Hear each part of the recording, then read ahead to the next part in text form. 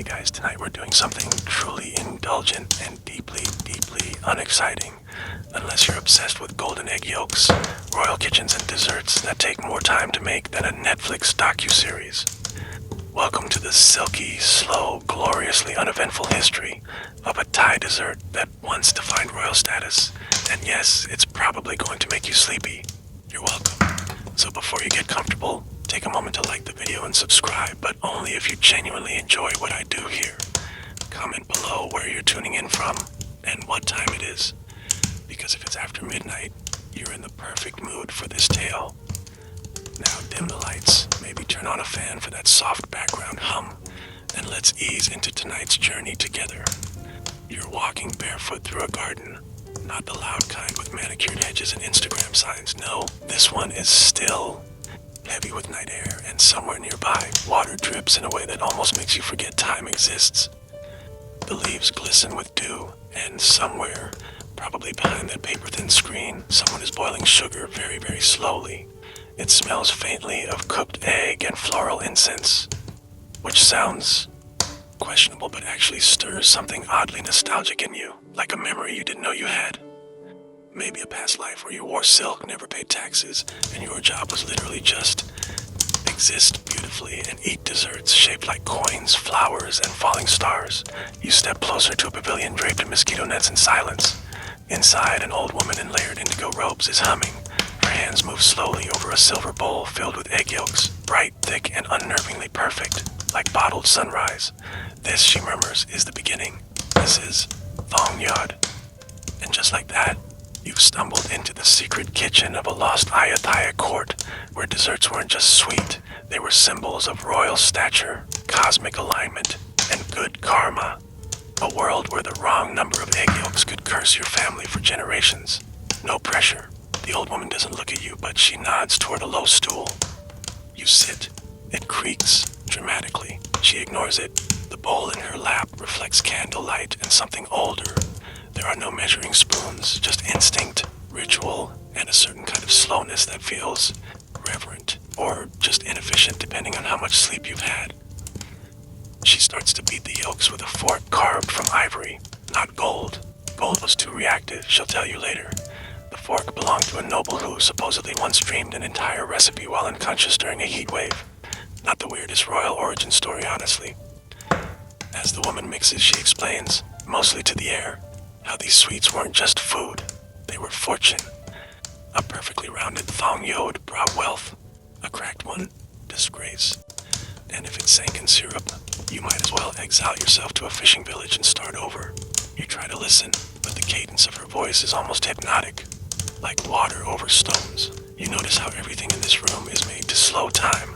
The low ceiling, the wide fans spinning without a sound, the smell of jasmine lingering from a clay jar tucked in the corner. She lifts a small bottle, drips in rose water. Not from a store, this was made at dawn from petals picked by unmarried girls. There's a whole process, all of which you will forget by morning, but right now, it feels important. Sacred, even. And then she does something odd. She adds a spoonful of lye. Yes, lye, the same thing used to make soap, or burn through evidence. Apparently it does just a touch, makes the yolks elastic and shiny, like gold lacquer. Royal secrets are sometimes unsettling, she says. You nod like that makes sense. It doesn't. The batter is ready now, and she spoons it through a delicate funnel made of banana leaf. One drop at a time, it hits bubbling syrup in the pan. You lean in. The sound is tiny, but there, a soft hiss, like the sigh of someone being told the same boring story for the 10th time. Satisfying, somehow, as the drops turn spherical, golden, slightly translucent, something like yolk-glazed marbles. You realize these were never meant to be desserts for hunger. They were gifts, statements, warnings, dreams. You ask her how old this recipe is. She smiles with all her teeth missing. Older than your patience. A pause. She leans close, whispers something you don't quite catch. It might be a proverb. It might be a curse. Or maybe she just said don't fall asleep near syrup. Too late. The air is thicker now. The scent of cooked sugar, egg, and ghosts of queens who once wore gold-threaded robes has wrapped itself around your shoulders like a silk shawl. You're still awake. Technically, but barely. Outside, the garden is humming. Inside, the first Thong Yod is lifted from the syrup. The shape is perfect. Not round, not oval, something in between. The woman balances it on a porcelain spoon and shows it to you as if it were a moon fragment. You feel the weight of it, the softness. You wonder if eating it would taste like history, or failure, or a quiet promise. But she doesn't offer it. She places it on a lacquer tray beside two others and covers them with mesh. Only 3 per night, she says. More, and the dreams get too vivid. You nod. She leans back, closes her eyes, and hums again. You're not sure if the room is warmer or if you're just closer to sleep. And as your eyelids begin to blur the candlelight into halos, you think you hear her say, "Tomorrow we talk about the color yellow. It's more dangerous than you think."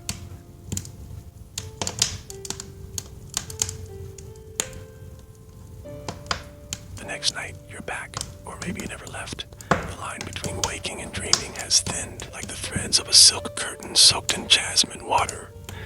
The old woman is already there, of course. She always is. Tonight she doesn't speak at first. She simply holds up a bowl of thick golden yolk and gestures for you to come closer. The room smells different now. Warmer, deeper, less floral, more roasted. Almost like creme brulee, if creme brulee had an ego and a royal bloodline. She dips a wooden paddle into the yolk, and when she pulls it out, it glows like honey on fire. This, she says, is not about flavor.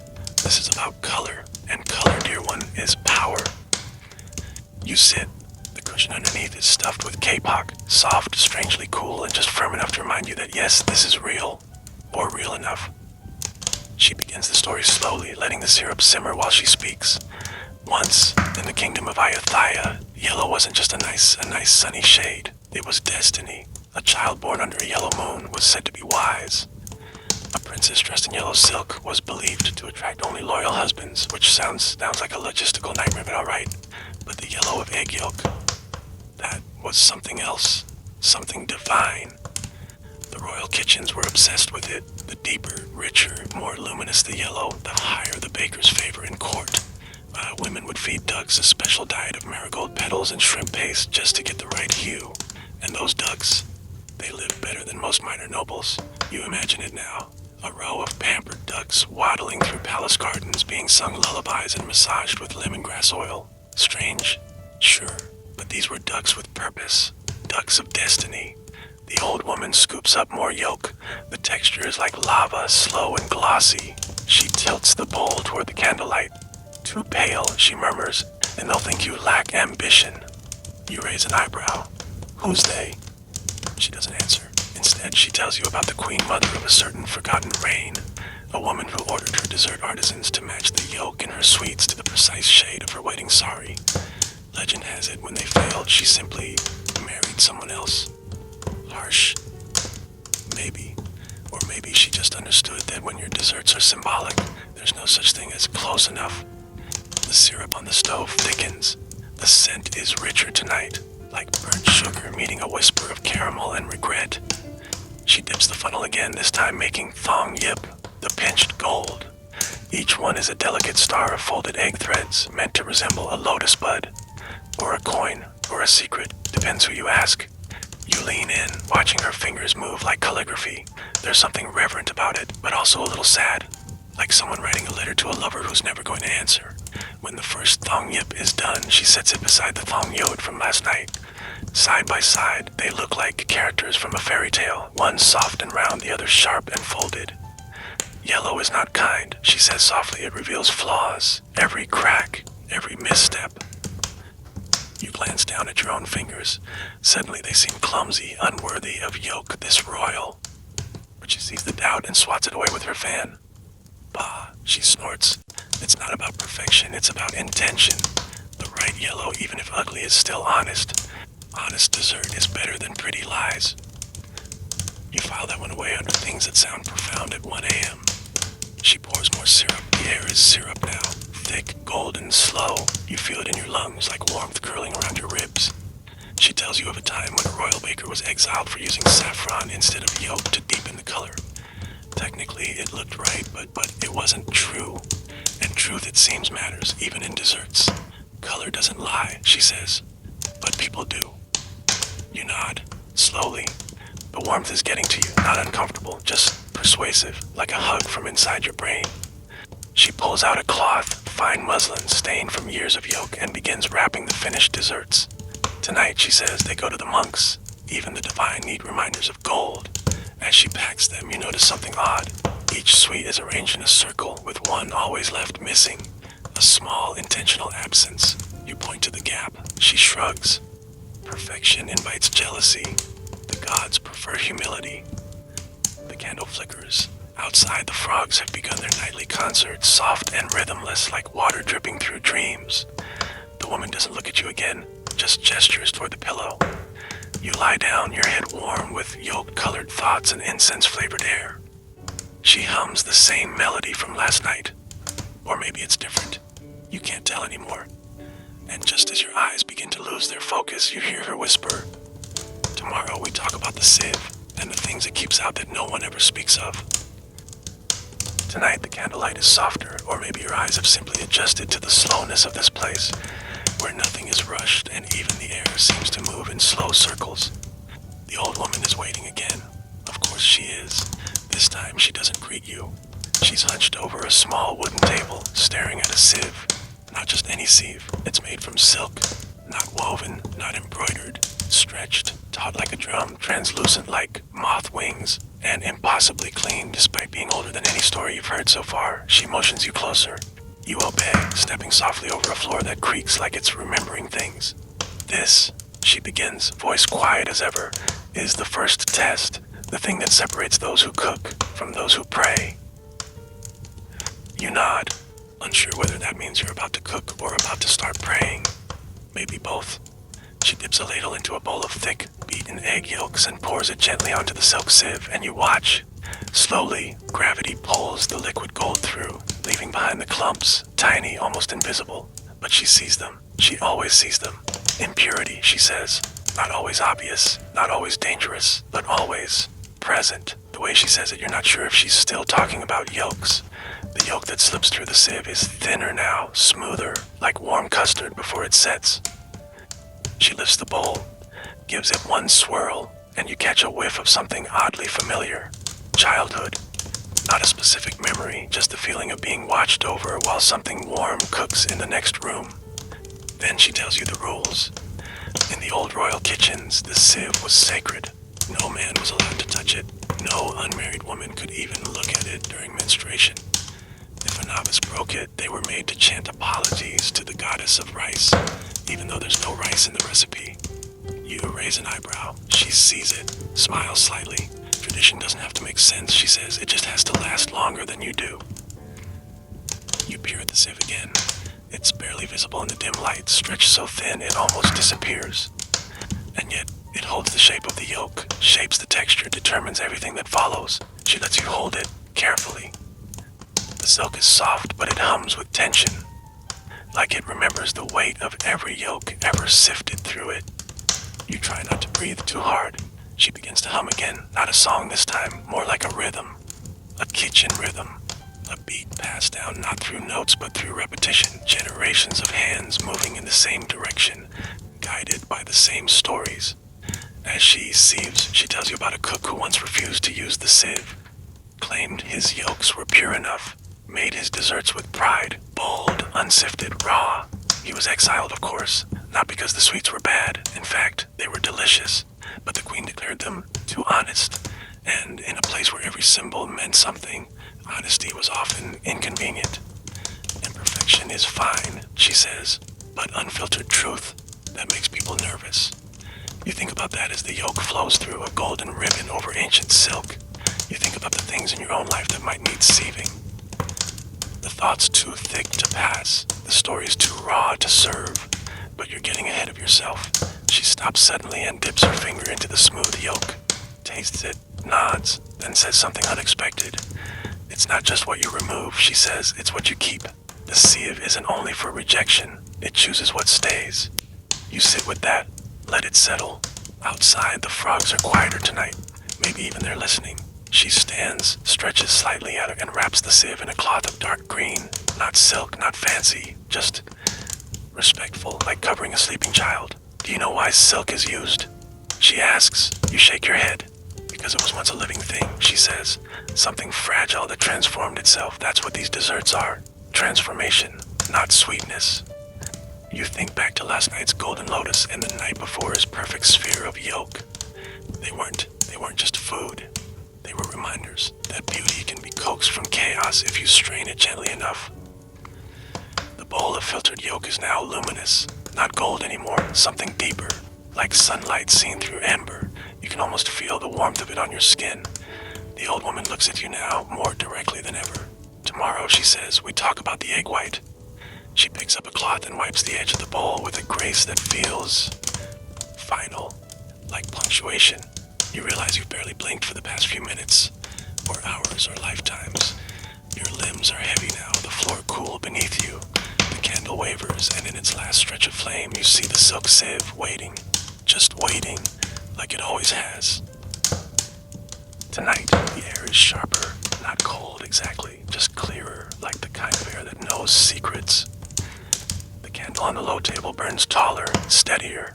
The old woman doesn't look up when you arrive. She's holding 2 eggs, one in each hand, like she's weighing something invisible. You sit without being asked. You've learned by now that rituals don't wait for permission. She rolls one of the eggs gently across the table. It stops in front of you. Tell me, she says, which part do you think is more powerful, the yolk or the white? You blink. You've never thought about it. Not really. Yolk is the color of royalty, wealth, luck.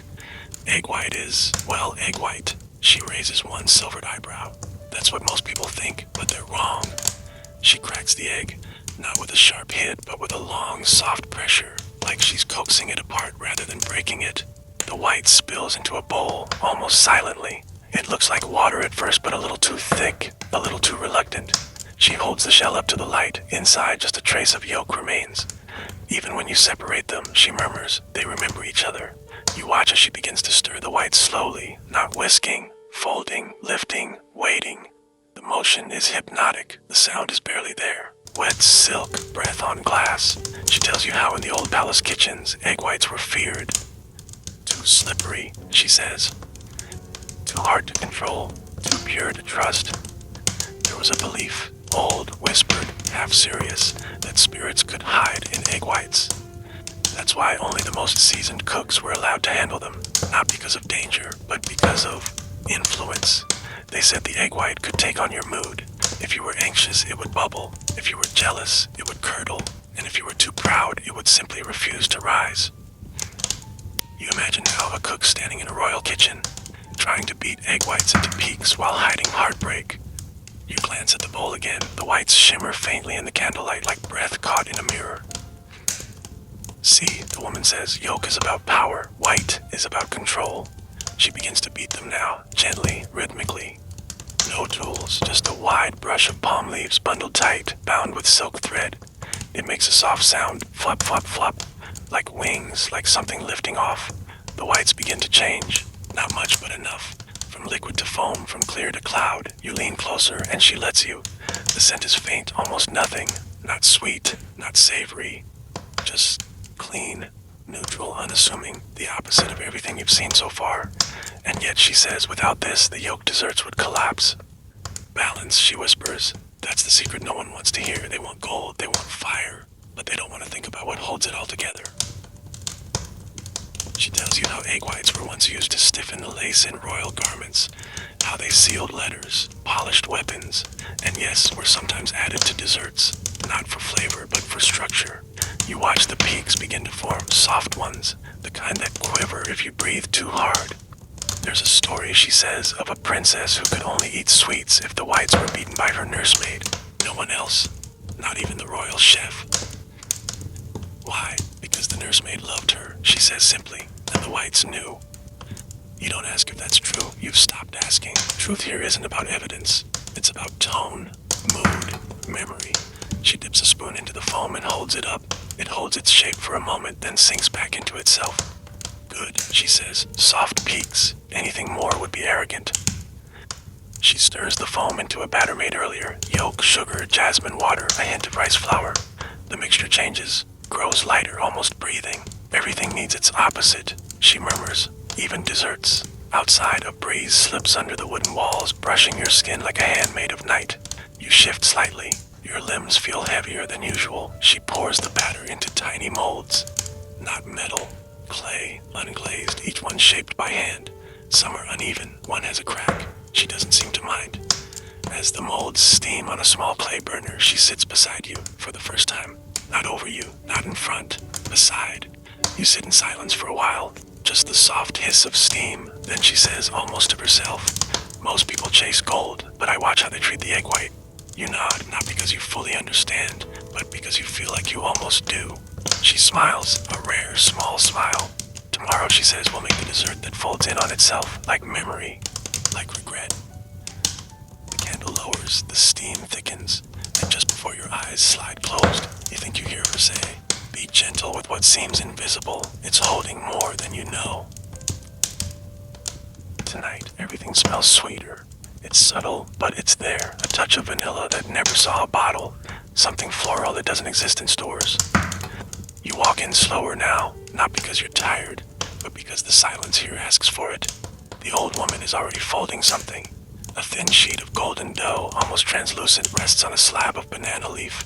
Her fingers move with care, not precision. The kind of touch you'd use to close the eyes of someone sleeping. Come, she says without looking up, we're making Thong One tonight. The dessert that pretends to be simple. You sit. The floor is cooler than usual. There's a fan in the corner, but it's not spinning. Even the air seems to pause for this one. She lifts the edge of the dough. It flops slightly, then folds again under its own weight. Soft, tired, like a curtain at the end of a long play. Do you know what this dessert means? She asks. You shrug. It means coiled gold, folded fortune, but it's also used in funerals, you know, for endings. There's a pause long enough for you to feel it. Not dramatic, just present. Like a thread pulled taut. She gestures to a stack of tiny brass molds, each one shaped like a scroll, long and narrow, open just enough to let the dough fold into itself. You start with a circle, she explains, laying one out. Then you fold it once, twice like, then roll. You watch her do it. The motion is slow, deliberate, repetitive. She does it again, then again. A fourth time, and you start to feel something in the rhythm, like a lullaby for your hands. These folds, she says, aren't just about shape, they're about hiding things. She taps the side of the brass mold. You hide the sweetness, the scent, the air. You keep it inside, not because you want to, but because you must. You nod, you get it. You think about all the things you folded inside yourself over the years, some regrets, a few names, that one dream you stopped telling people because it always made the room too quiet. She continues folding. There was a queen, she begins, who used to eat Thong Wan in the garden alone. Every morning, same time, no one was allowed to speak to her. Why? She was mourning, a child she lost, or a brother, or her past. Depends on who you ask. You glance at the rolled dough in her hand. It looks peaceful, tidy, like it never held anything complicated. But that's the trick of this dessert, she says, holding it up. It makes grief look graceful. She places the folded scroll onto a plate lined with banana leaves. The green of the leaf makes the gold glow brighter, like it's lit from inside. You smell the faintest trace of coconut. Toasted. Maybe a little palm sugar. The kind of smell that makes your stomach flutter and your heart slow down. The outside is crisp, she says, but if you fold too tightly, it'll crack. If you fold too loose, it collapses. You consider that. Like people, she adds before you can. You exhale. She hands you a spoon. It's wooden, worn smooth at the edges. You use it to lift a piece of dough. It's warmer than you expect. Pliable, yielding. It almost folds itself like it's tired of being open. You follow her steps. Once, twice, roll. The folds aren't perfect, she doesn't correct you. As the folded pieces cool, they harden just slightly. Not enough to break, just enough to hold their shape. She tells you about the woman who first made Thong Wan in the royal kitchen, a Portuguese servant who watched crepes being made and thought, what if? She wasn't allowed to cook, but she snuck in one night and folded fortune into sweetness anyway. They say the king tasted it, smiled faintly, and said, it reminds me of silence. You sit with that one. You're not sure if it's a compliment or a warning, maybe both. Outside, the cicadas begin their slow chorus, a low, droning hum that makes everything inside feel even more still. She brings out a lacquer box, dark red with gold trim. Inside are dozens of folded Thong Wan, stacked in perfect rows. She takes her slightly lopsided one and places it at the very end. You must always leave space for the flawed one, she says. It humbles the perfect ones and honors the hand that tried. Your throat catches a little. She sits beside you again. Tonight, closer than ever, you can feel the warmth from her sleeve. Do you know what people forget? She whispers. That sweetness is never just taste. It's timing. It's memory. It's what happens when nothing else works. You nod, not out of understanding, but agreement. The candle's flickering now, not out of wind, but because even light needs to rest sometimes. And as your eyes begin to slip, she whispers one more thing. Tomorrow we'll speak of perfume and how it decides who deserves dessert. You arrive before the candle is lit tonight. The room feels quieter than usual, not empty, just expectant. You take your usual spot, cross-legged, the wood cool beneath you, and you wait. She appears from the side door, moving slower than usual. In her hands, a clay dish, shallow and wide, filled with clear water. Floating on the surface are tiny white blossoms, jasmine, champaka, rose. Their scent is so gentle you almost miss it. Almost. She sets the dish in front of you without speaking. The candlelight catches up a moment later, flaring to life and curling around the bowl like it's trying to inhale the flowers. Tonight, it's not about yolk, not about folding, not even about sweetness. It's about scent. Before a dessert is tasted, she begins. It is smelled, and before it is smelled, it is chosen. She dips a small mesh dome into the water. When she lifts it, droplets cling like morning dew. She sets it over a ceramic jar, one that you swear was empty last night, and strikes a match. The scent that follows is unlike anything you know. It's not a single smell, but a layered memory. Floral, woody, warm, and a little sad. The kind of scent that belongs to someone you once loved but never kissed. You think taste rules the palace, she says, her voice softened by smoke. No, it's perfume. The nose decides first. The tongue is just the echo. She lifts the dome again and gestures for you to lean in. You do. And suddenly you understand.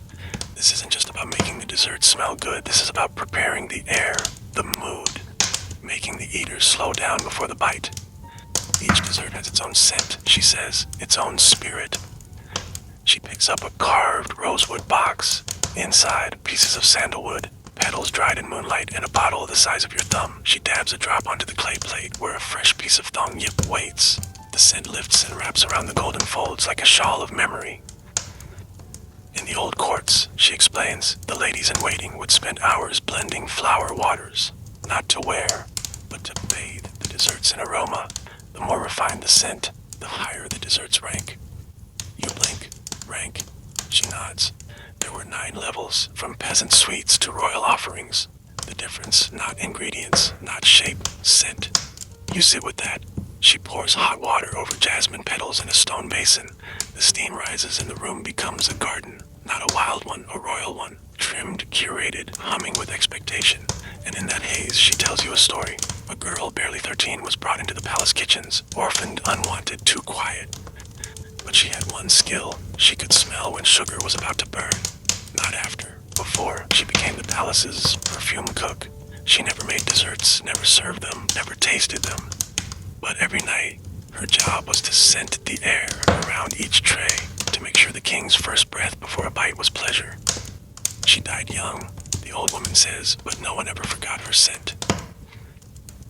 There's a long pause. You watch as she lifts a fresh foy thong, the delicate strands of egg and sugar you've come to recognize, and lays them gently across a plate. Then she spritzes it with a mist made from rose and pandan water. The scent is barely there, but your brain follows it like a trail. Somewhere, it hits a memory that isn't even yours. She catches your reaction, smiles. Scent lives longer than flavor, she says. You forget what you ate, but never what you smelled in the moment you fell in love or the moment you said goodbye. You look at the candle now, it's no longer just light. It's carrying scent, emotion, history. She leans back slightly, hands resting in her lap. You want to know who deserves dessert, she asks softly. It's not the wealthy, not the powerful. It's the ones who pause to breathe first.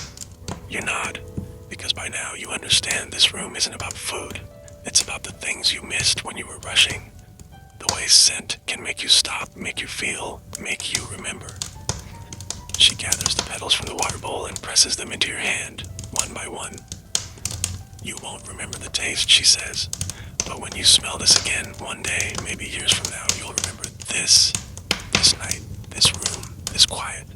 The petals are warm, damp, faintly sweet. You don't speak. You just breathe. And as your breath slows, matching the rhythm of the curling smoke, the last thing you hear is her whisper. Tomorrow, we talk about the spoon and how you never truly borrow one. The room feels heavier tonight, not in a bad way. Just dense, like something important is about to be said and no one wants to break the silence first. The old woman is polishing something with a cloth so soft it looks like fog in her hands. You sit, waiting, listening to the sound of the cloth moving in circles. Eventually, she holds it up. A spoon, but not just any spoon. It's delicate, long-handled, carved from ivory or bone or something that has definitely outlived its original owner. The surface has a shimmer, not quite shine, but like it remembers being touched by candlelight 100 years ago. She places it on the table between you. You don't dare reach for it, not yet. She clears her throat gently. Before forks arrived here, she says, this was everything. Your measure, your mouth's messenger, your character in a curved shape. You glance down at the spoon. It looks simple, elegant, but modest. She raises one eyebrow, reading your thought. They were never just utensils, she says. They were status, intimacy, an extension of trust. She lifts the spoon carefully and runs her finger down the handle. In the palace, she explains, you never shared your spoon, ever. Not even with your lover. You nod slowly. It absorbed you, she continues. Your oils, your scent, the way your hand curved around the handle, even the sound it made against porcelain, all unique. She tells you about the royal boy who once lost his spoon, an accident they claimed, but the cook who found it refused to return it, not out of rebellion, but reverence. The spoon was tucked into a silk pouch and hidden beneath the kitchen altar. It stayed there for 40 years. When the boy, now a king, visited the old kitchen decades later, the cook, now bent with age, retrieved the spoon in silence and laid it on the table, just like this. He wept, and then refused to eat the dessert that night. You don't know if it's true, but you believe it. The old woman hands the spoon to you now, slowly, deliberately. It's warm, even though it shouldn't be. Light, but heavier than a piece of wood has any right to be. You hold it in your palm. It doesn't fit quite right, like someone else's shoes, or someone else's memory. Never borrow a spoon, she says. Only receive one or give one. Anything else is theft, no matter how gentle. You stare at it. The edge is worn smooth, but the bowl of the spoon is still deep. Designed not just to hold sweetness, but to serve it gracefully, to offer it. Do you know what your spoon says about you, she asks. You look up. She doesn't wait for your answer. It tells me whether you give first or take first. You think about that, not just here, but in life. How you've held things, how you've offered or withheld sweetness. She pulls out a small jar. Inside is a dark, sticky mixture, palm sugar, panda, and coconut milk, boiled down until it smells like rain-soaked earth and warm nostalgia. She scoops a tiny amount onto your spoon, just enough to coat the curve. The scent hits first, caramel, smoke, and something that might be clove, or memory. She watches you as you bring it to your lips. No rush, just the motion, the breath, the pause. The taste is deep, richer than sugar, softer than cream. It lingers, not loud, just true. You place the spoon back down gently. She nods once, pleased. Spoon ceremonies were once sacred, she says. Before every new season, each cook carved their own. Some used wood, some used brass, some had them made from mother of pearl, if they were arrogant. You smile, she smirks. Mother of pearl spoons were the most likely to chip, just like their owners. She places the spoon in a silk pouch and ties it with a red thread. Then she hands it to you. You don't own it, she says, but tonight it's yours. Carry it well and never let anyone call it just a spoon. You nod. You tuck it into your lap, careful not to let it clink against anything. It feels like carrying a secret or a promise. Outside, you hear rain start to fall. Gentle, rhythmic, just enough to make the room feel sealed off from the rest of the world. She begins to hum, not a lullaby this time, a kitchen song, the kind sung by hands while stirring, measuring, tasting, a song made of habits and repetition and soft reminders. And just as your eyes start to blur and the rain becomes part of your breath, she leans forward slightly and says, tomorrow, we talk about the cook who couldn't taste, and the dessert she made anyway. The rain hasn't stopped. It's softer now, more like a background heartbeat than weather. You walk into the room, spoon tucked inside your sleeve like a talisman, still warm from last night's story. She doesn't greet you tonight. She's facing the window, wooden slit cut into the wall, with rain cascading down it like tears on glass. Her voice comes low, almost lost in the sound. She couldn't taste a thing. Not salt, not sugar, not even bitterness. You sit. She was born that way, she continues. No tongue injuries, no illness. Just nothing. You blink. She was a cook, you ask quietly. The old woman turns, her face unreadable. She walks slowly to the low table and places a tray down. On it, 3 desserts. You've never seen them before. Intricate, mysterious, and somehow unfinished. She was more than a cook, the woman says. She was the palace's final tongue, the one who made the offerings no one dared alter. You look closer. One of the desserts is shaped like a lotus, another like a folded leaf. The third, it's flat, round, nearly colorless, like it was made for silence. She had no sense of taste, the woman continues, but she had sense. She begins to slice a mango, not perfectly, but purposefully. Each slice falls with the same soft sound, like paper laid gently on more paper. They say she could feel flavor through the air, that the smell of palm sugar told her when it was ready, that the steam of coconut milk carried the sweetness into her bones. You watch her pour hot syrup over thin strands of something too delicate to name. They vanish into shine, then settle again like silk in water. Her desserts were always just right, the woman says.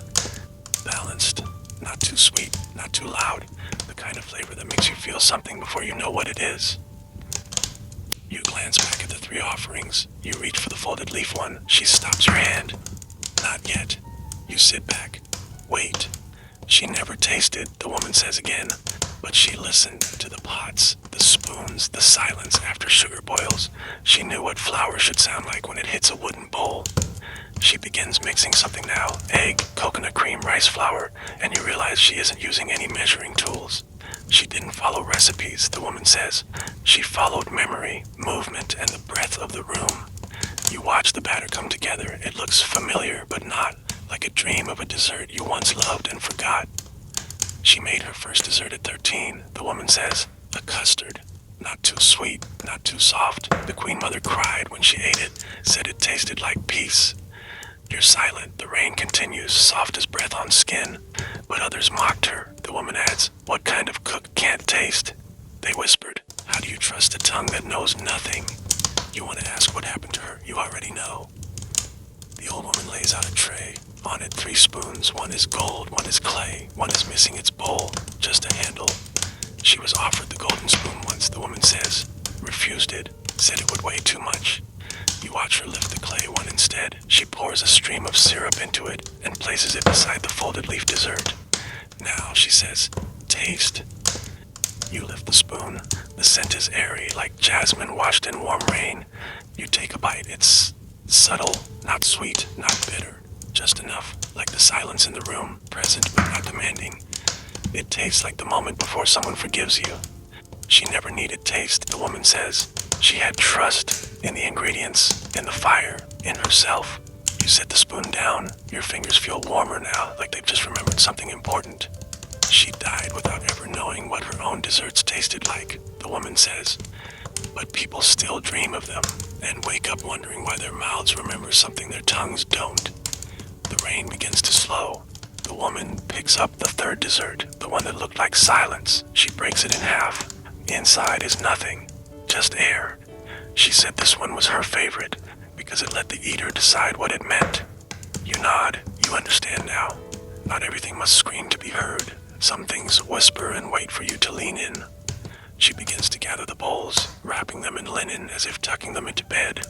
And as you settle back, eyes heavy, breath slowing, she says, tomorrow we talk about boiling sugar, and why it always knows what kind of day you've had. The sugar is already boiling when you enter. No words, no greetings, just that steady, soft pop, pop, pop of bubbles breaking at the surface, like secrets being released in slow motion. The old woman stands over the copper pot, not stirring, just watching. There's a stillness in her that feels almost reverent. Or maybe she's listening. You sit, your spoon still tucked into your sleeve like a quiet oath. The air smells rich tonight. Dark, earthy, burnt at the edges. Sugar, but not innocent sugar. Sugar that's been through things. She finally speaks, voice low. Syrup listens. You tilt your head. She doesn't turn to you, just gestures gently toward the pot. It hears your footsteps, your breath, your thoughts if they're loud enough, and if you're angry, really angry, it boils too fast. If you're sad, it won't thicken. If you're in love, it bubbles just right. You're not sure if she's serious. You're also not sure it matters. She leans closer to the pot and closes her eyes. The room is completely quiet now, except for the sugar. It's not quite at a boil, more like it's considering it. There was once a cook, she begins, who tried to cheat the syrup. Of course there was. She stirred it hard, added cold water when it rose too high, whispered curses into the pot, anything to make it move faster. You already know how that ends. She was replaced before sunset, the woman says. The king's syrup fell flat, no shine, no depth. It tasted like rushing. You move closer cautiously. The pot simmers like a mood held barely in check. She dips in a silver spoon, pulls it out. The syrup hangs from it like honey made of smoke. Then she waits, watches how fast it falls, how thick the thread is, how it catches the light. Syrup doesn't lie, she says. It always shows you what you've put in, and not just the ingredients. Your impatience, your bitterness, your doubts. It thickens them, holds them up to the fire. You nod slowly, your throat feels tight and you're not sure why. She removes the pot from the heat, pours a bit of the syrup into a shallow tray, lets it cool for a moment, then presses her finger against it. It pulls, thin, glassy, elastic. Too soft and the dessert will collapse. Too hard and it shatters. You have a 5-second window. No more, no less. You try to imagine that. Crafting something delicate that lives or dies in 5 seconds. She hands you a small spoon, motions toward the pot. You hesitate, but you take a bit, just a bit. You taste it, and it's intense. Not sweet exactly, more like memory. Like a moment stretched thin with heat and pressure and time. You feel it on your tongue and also in your chest. There are stages of boiling, she says. Thread, soft ball, firm ball, hard crack, like grief, like truth. You glance at the pot. It's cooling now. Quieter. Everyone thinks sugar is easy, she adds, but sugar remembers. You hold the spoon, now sticky in your hand, and think about everything it might be remembering. She begins preparing. Look, chop. The tiny fruit-shaped sweets made from mung bean paste and dipped in glossy syrup. You've seen them before in markets, too pretty to eat. But now, seeing them formed in this quiet syrup-wrapped space, they feel more like illusions given shape.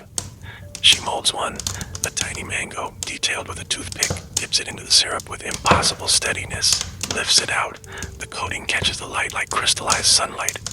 People always want them to look perfect, she mutters, but too perfect and no one trusts the taste.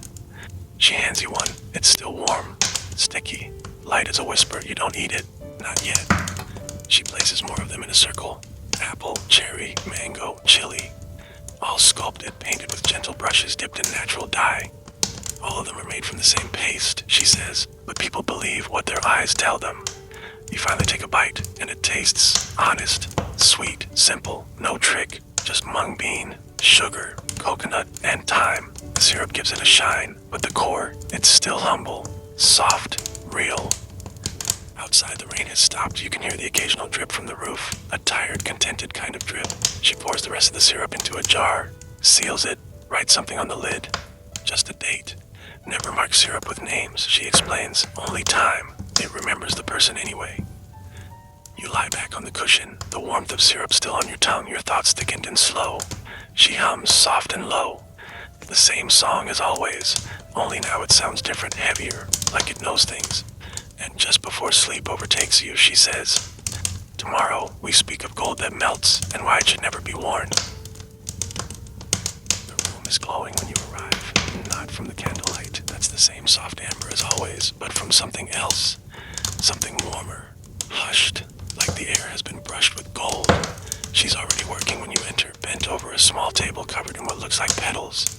But they shimmer, and they're not petals. You step closer. She doesn't look up.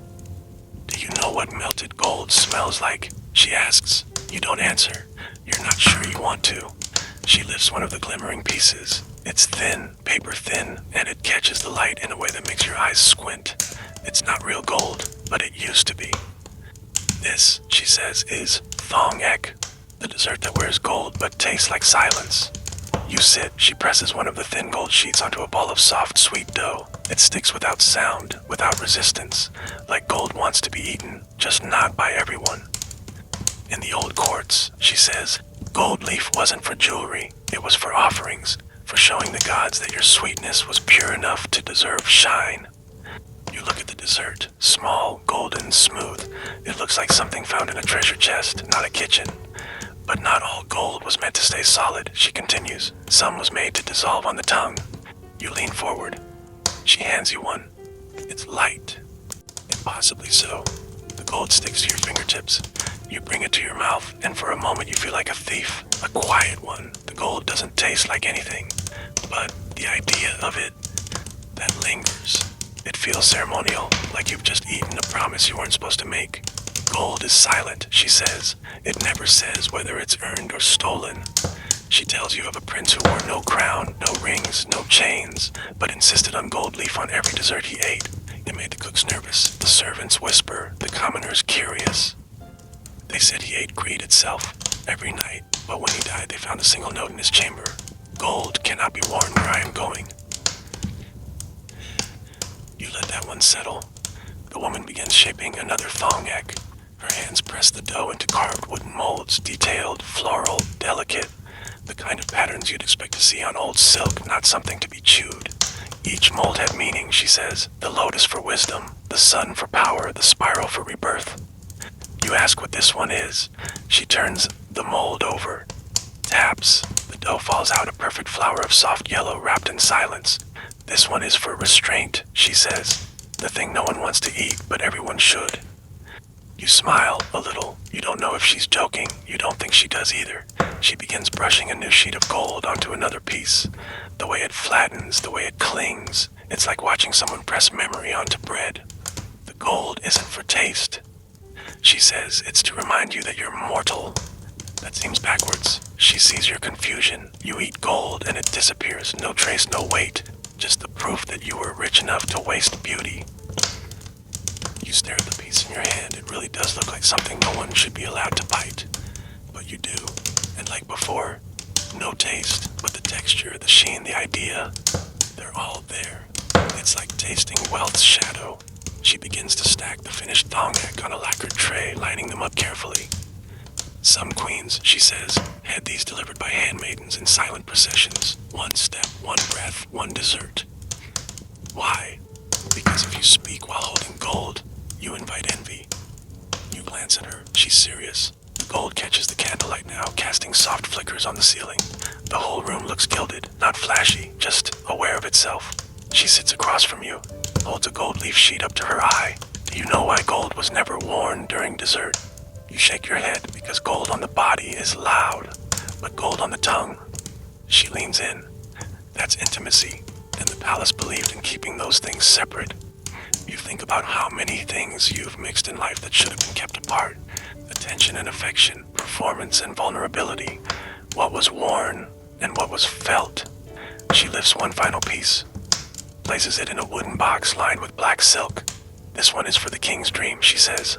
Never eaten, never opened, just placed by his pillow. You don't ask why. The candle burns lower. The scent of the sugar has faded, but the shimmer of gold remains, not just on the table, but in your mind.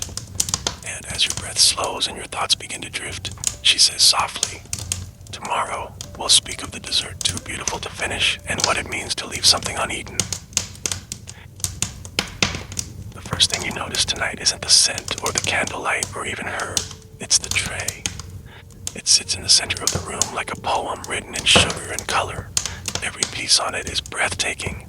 Swirls of pastel pink and green, edges shaped like flower petals, fruit slices folded into rosettes.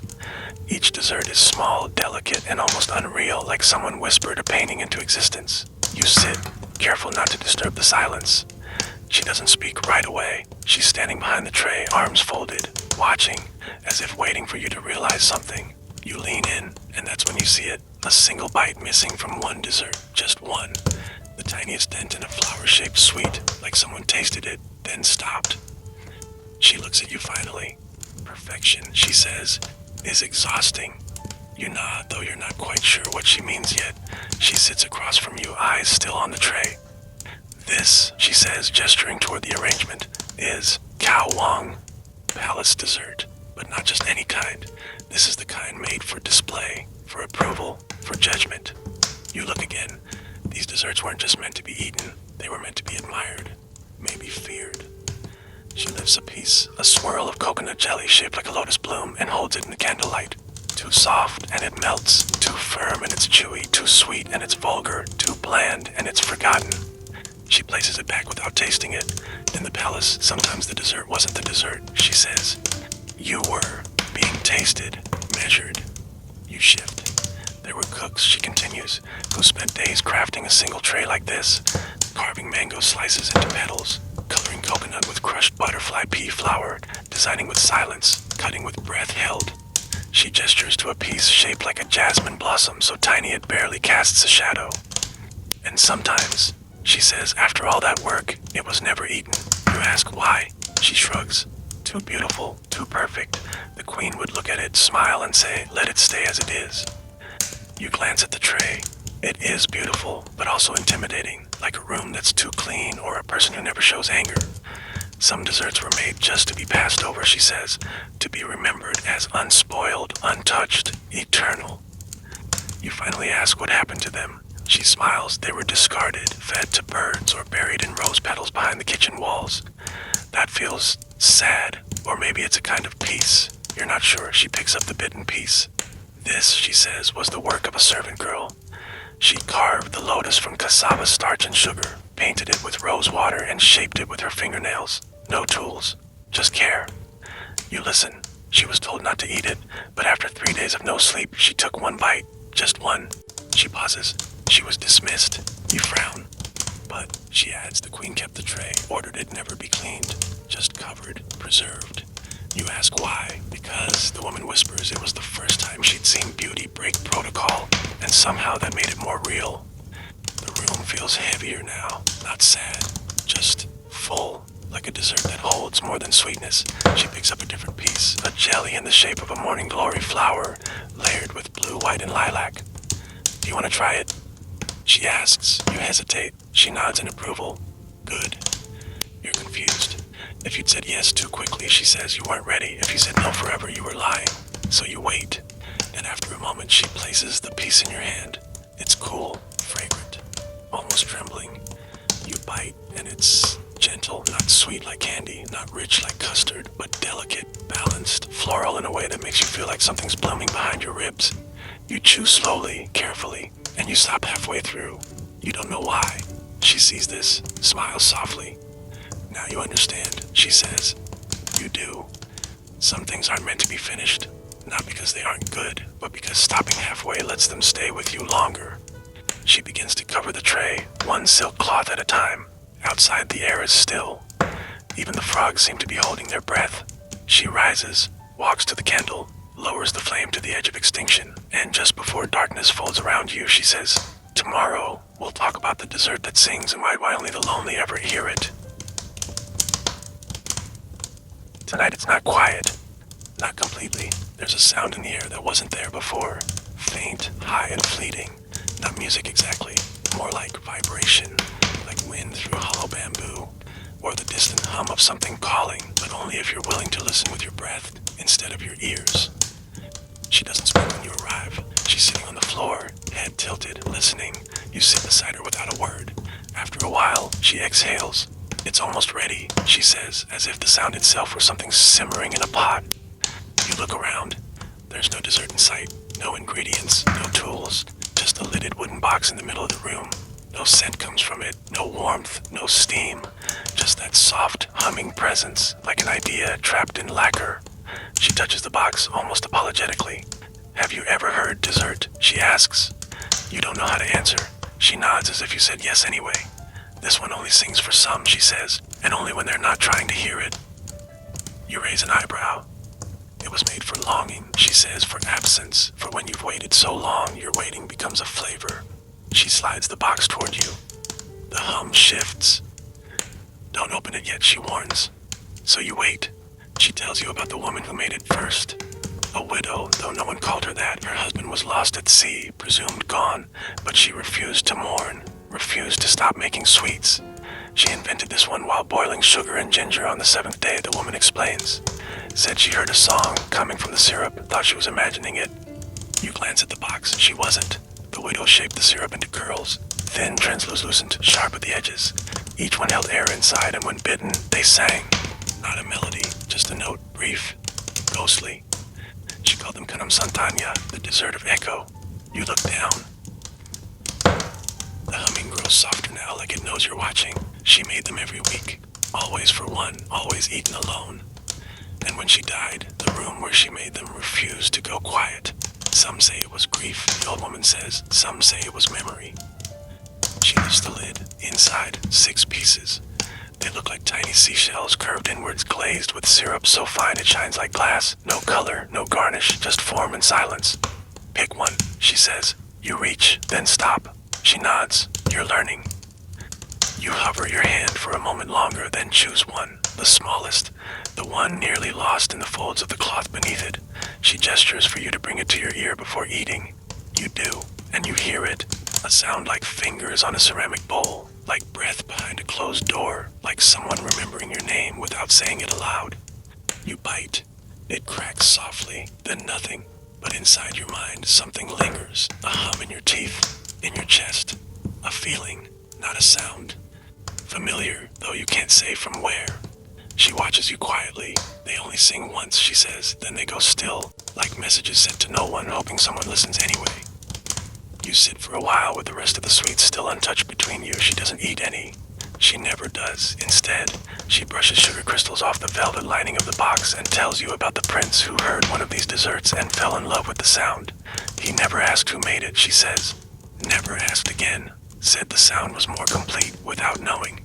You ask, and the cook? She smiles. She kept baking, but never for him again. You don't know why that makes you sad. Or maybe you do. She closes the box. The humming stops. Not suddenly, just completely, like someone turning a page, not closing a book. She stands and places the box back onto the shelf with other boxes you've never noticed until now, in silk. Some are wrapped in silk, others left bare. All quiet, and as you lean your head back against the wall, the echo still fading in your mouth, she says, tomorrow, we'll talk about the dessert that disappears, and the love that always came too late to taste it. The room is already half dark when you arrive. Not from lack of light, the candle burns as always, but because there's something missing, you feel it before you sit down. Like a plate already cleared, like laughter that left the room just before you stepped in. The old woman is facing away from you, her back bent slightly over a low table. She's working, but you don't hear anything. No slicing, no boiling, no humming. Just movement. Slow, precise, quiet as breathing. You sit and wait. Eventually she speaks. Some desserts, she says, are meant to vanish. She turns. In her hands is a small, shallow bowl. Empty, except for a faint ring of dried syrup clinging to the inside. No scent, no warmth, just the memory of something sweet. You tilt your head. She notices. Kanom Loi Kao, she says. It means the desert that drifts away. You've never heard of it. No one has, she shrugs, because no one remembers it long enough to pass it down. She sits across from you and places the bowl between you both. It's made once, she explains, for one person, on one night. If you eat it and love it, it disappears. You ask, disappears how? She doesn't blink. From memory, from the recipe books, from the mouths of those who saw it made. You frown. That's not possible. She smiles, not unkindly. That's what the first man said, the one it was made for. She begins mixing something in a clay pot. You don't see the ingredients, just hear the faint stir of something thick. There's no aroma, no steam. Even the air around it feels thin. She tells you the story of a woman who is in love.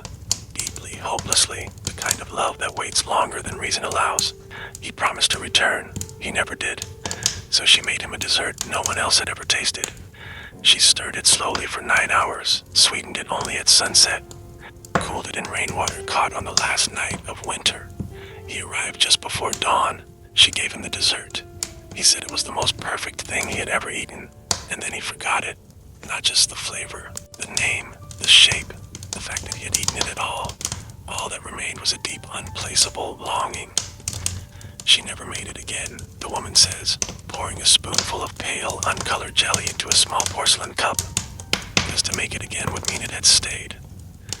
You look down at the cup. The jelly is almost translucent, a shimmer, a suggestion. If you blink too long, you might miss it. She adds a single drop of syrup to the top. It spreads slowly like ink in water, then disappears. She said the dessert was like love given too late, she murmurs. When it finally arrives, you don't know what to do with it. She hands you the cup. It's cool, almost not there, like holding a puddle of moonlight. You hesitate, your fingers tremble just a little. You taste it, and moment, just one moment. It's everything, all at once. The sweetness is delicate like a memory you didn't know you missed. The texture melts before you can hold on to it. The aftertaste is a feeling, not flavor, something between apology and a letter you never sent. You look down. The cup is empty. You can't remember swallowing. You look at her. She's already wiping the rim of the cup clean, then turning the cloth inside out. You won't remember the ingredients by morning, she says gently. You won't be able to describe it or find the taste again. That's the point. You want to protest, but you can't remember what you were going to say. It's slipping already. The sweetness on the tip of your mind. She sees it in your face. It's not cruelty, she says. It's a gift. Some things are only beautiful once. That's what makes them holy. You sit in silence. The candle flickers, not dramatically, just enough to remind you it's still here. She places the cup upside down on the table. The sound is soft, final. And as your breath slows and you feel the sweetness unravel in your chest like a forgotten song, she says, tomorrow we'll speak of the dessert that burns, and the hands that kept making it anyway. The room is warmer tonight, not the comforting warmth you've grown used to, the kind that hugs the edges of your sleep, but something sharper, dry, as if the air itself has been toasted. You smell it before you see her, not smoke, not exactly, but close. The scent of sugar pushed too far, of caramel darkened one breath past golden, of something sweet that fought the fire and lost. She doesn't look up when you arrive. She's crouched near a small clay brazier. A pan rests over the coals, and inside it, you hear the faint crackle of something sticking, something stubborn. She lifts her head slightly. Tonight, she says, we make the dessert that burns. You sit. The cushion feels hotter than usual. Everything does. She stirs the pan slowly with a flat wooden spatula, the edge blackened and worn smooth by countless nights like this one. It's not meant to burn, she says. Not always, but sometimes it has to. You ask what it is. She shrugs. Kanam kai hong, she says. Sort of, but not really. You know the name, a fried sweet. Dough wrapped around sweetened mung bean, deep fried, then rolled in syrup and sesame. It translates oddly as the swan's egg. But the version she's making, it doesn't smell like anything you've had before. It smells like something you're not supposed to eat, like warning, like persistence. She lifts one out of the oil. It's darker than the ones you've seen in books, edges curled, one side cracked, but still somehow beautiful. She rests it on a cloth and doesn't speak for a moment. Then, they called it a failure. You look up. The first woman who made this, she says, overcooked the syrup, left it too long. It thickened, clung, burned just slightly. The dessert hardened, not chewy, not soft, not right. She places the sweet in your hand. It's warm, heavy. The crust feels like lacquer. There's a scent on your fingers now, sugar and smoke and stubbornness. She served it anyway, the old woman says, because she had nothing else. You raise it to your lips. Bite. The shell cracks like thin glass, inside soft, fragrant, but the outer taste is unmistakable. Bitterness, the kind that comes from standing too close to fire, the kind that lingers. She thought they would spit it out, she continues. Instead, the queen asked for another. You blink, she said it reminded her of her reign. That hangs in the air like ash, hard, bitter, but still sweet in the middle, if you have patience. You look down at the bitten sweet. The contrast between inside and out is jarring, like warmth trapped inside an argument. From then on, she says, this version was made on purpose, slightly burnt, never admitted. You ask, why never admitted? Because no one wants to admit they liked the pain. The second one is ready now. She pulls it from the oil, lets it drip, then rolls it in sesame seeds that stick like stars on a night sky. She places it next to the first. The cook who created it, she says, burned her hands every week for years. Syrup splashes, oil spits. She never flinched. You glance at the woman's hands. They are worn, browned at the fingertips, beautiful in a way only persistence can be. People asked her why she didn't change the method, she says. She said, because this is what love tastes like when it takes too long. You say nothing, because now you taste it too. The way sweetness bends under heat. The way sugar, when left alone too long, turns into something darker. Not worse, just different. Less generous, more honest. She never taught anyone the exact temperature, the woman says. She said the only way to get it right is to almost get it wrong. The pan sizzles again, a third one goes in. You watch the dough bubble, stretch, blister. She never stopped, she adds. Even when the queen, Khan, died, even when the palace fell, even when her eyesight faded. You ask, softly, why? She said the sound of it frying was the only thing that still believed in her. The fire crackles lower now. The pan hisses less. She turns the last sweet over one more time, then lets it sit, in silence, before removing it. She doesn't offer this one. She sets it on a dish, alone. For the ones who never came back to taste what you made, she says. You nod, because maybe you've made something once, something not perfect, something slightly scorched, and waited for someone who never showed up. Outside, the wind rustles through dry leaves. The candle trembles. She covers the plate.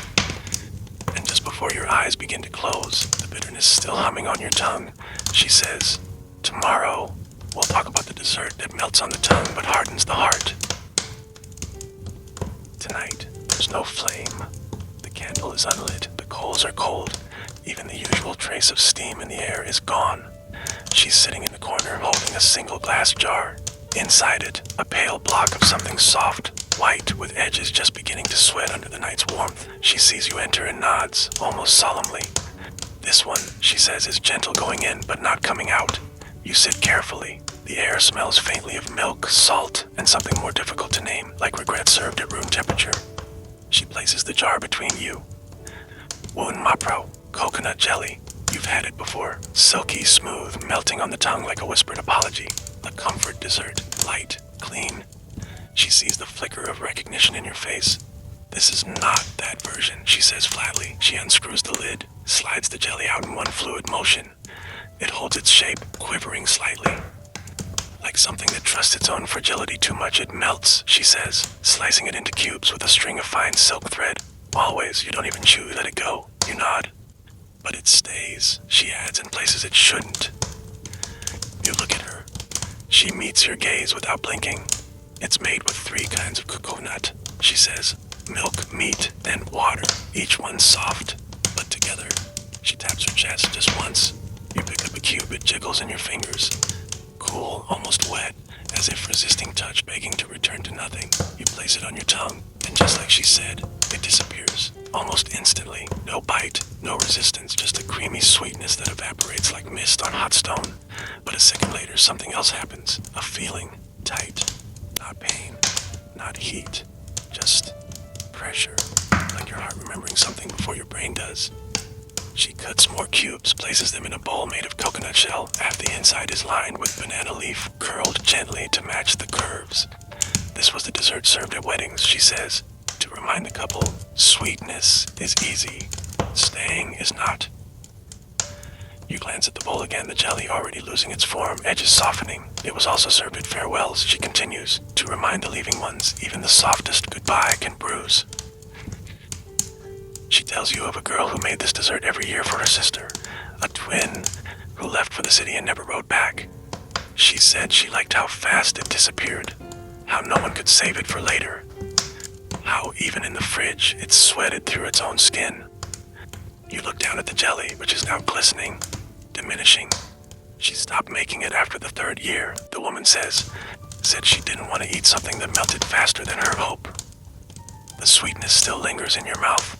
Faint, ghost-like. It doesn't satisfy. It doesn't hurt. It just lingers. You can't share this one, she says. Not really. By the time the other person eats it, yours is gone. You understand. It's the dessert version of unreciprocated love, of kindness given once and never returned, of letting someone taste the best part of you and watching them forget it by morning. She places the bowl between you both, not offering more, just letting it sit, quiet, unassuming. By the time you look again, half the jelly has already collapsed into itself. She doesn't look sad, just honest. This one, she says, teaches you that even softness can be sharp. You lie back slowly, eyes heavy, belly light. The sweetness isn't enough to anchor you, but it's enough to haunt you. And as the night drapes over your shoulders and your body forgets the jelly while your heart holds onto it tightly, she says, tomorrow, we'll speak of the dessert made from leftovers, and why it was always the one most remembered. You arrive to the sound of scraping. Not harsh, not violent, just slow, steady, rhythmic, like someone pulling Ming memory from the bottom of a pot. She's sitting on the floor, back straight, stirring something thick and heavy in a cast iron pan. The color is deep brown, glistening, uneven. Not beautiful, not delicate, just real. Tonight, she says without turning, we're making Kanomo Gang. You pause. You've heard of it. A custard of sorts, made from mung beans, coconut cream, palm sugar, eggs. Often plain, sometimes topped with shallots, fried in oil until they're sweet, then crisp to the edge of burning. It's the kind of dessert that doesn't dress up for guests. It just shows up, like an old friend who wears the same shirt every year, but somehow makes you cry when they hug you. You sit. The floor is warm. She doesn't look at you. Do you know where this dessert came from, she asks. You shake your head.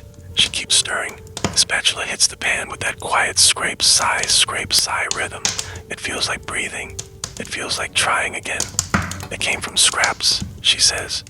The eggs no one used, the leftover mung bean paste from a festival tray, the coconut milk that started to turn. It was made by a tired cook who had nothing but odds and ends. You watch the custard thicken. Slowly, reluctantly, like it knows what it's becoming but isn't sure it wants to. She called it the apology. The old woman says, you blink. Why? Because it was always made the day after something else. The day after the feast, after the wedding, after the decision that left someone behind. You watch as she scrapes the edges into the middle again, folding in the caramelized bits, the brown streaks. Nothing is wasted. She never served it first, always last, or never at all. You ask, did people like it?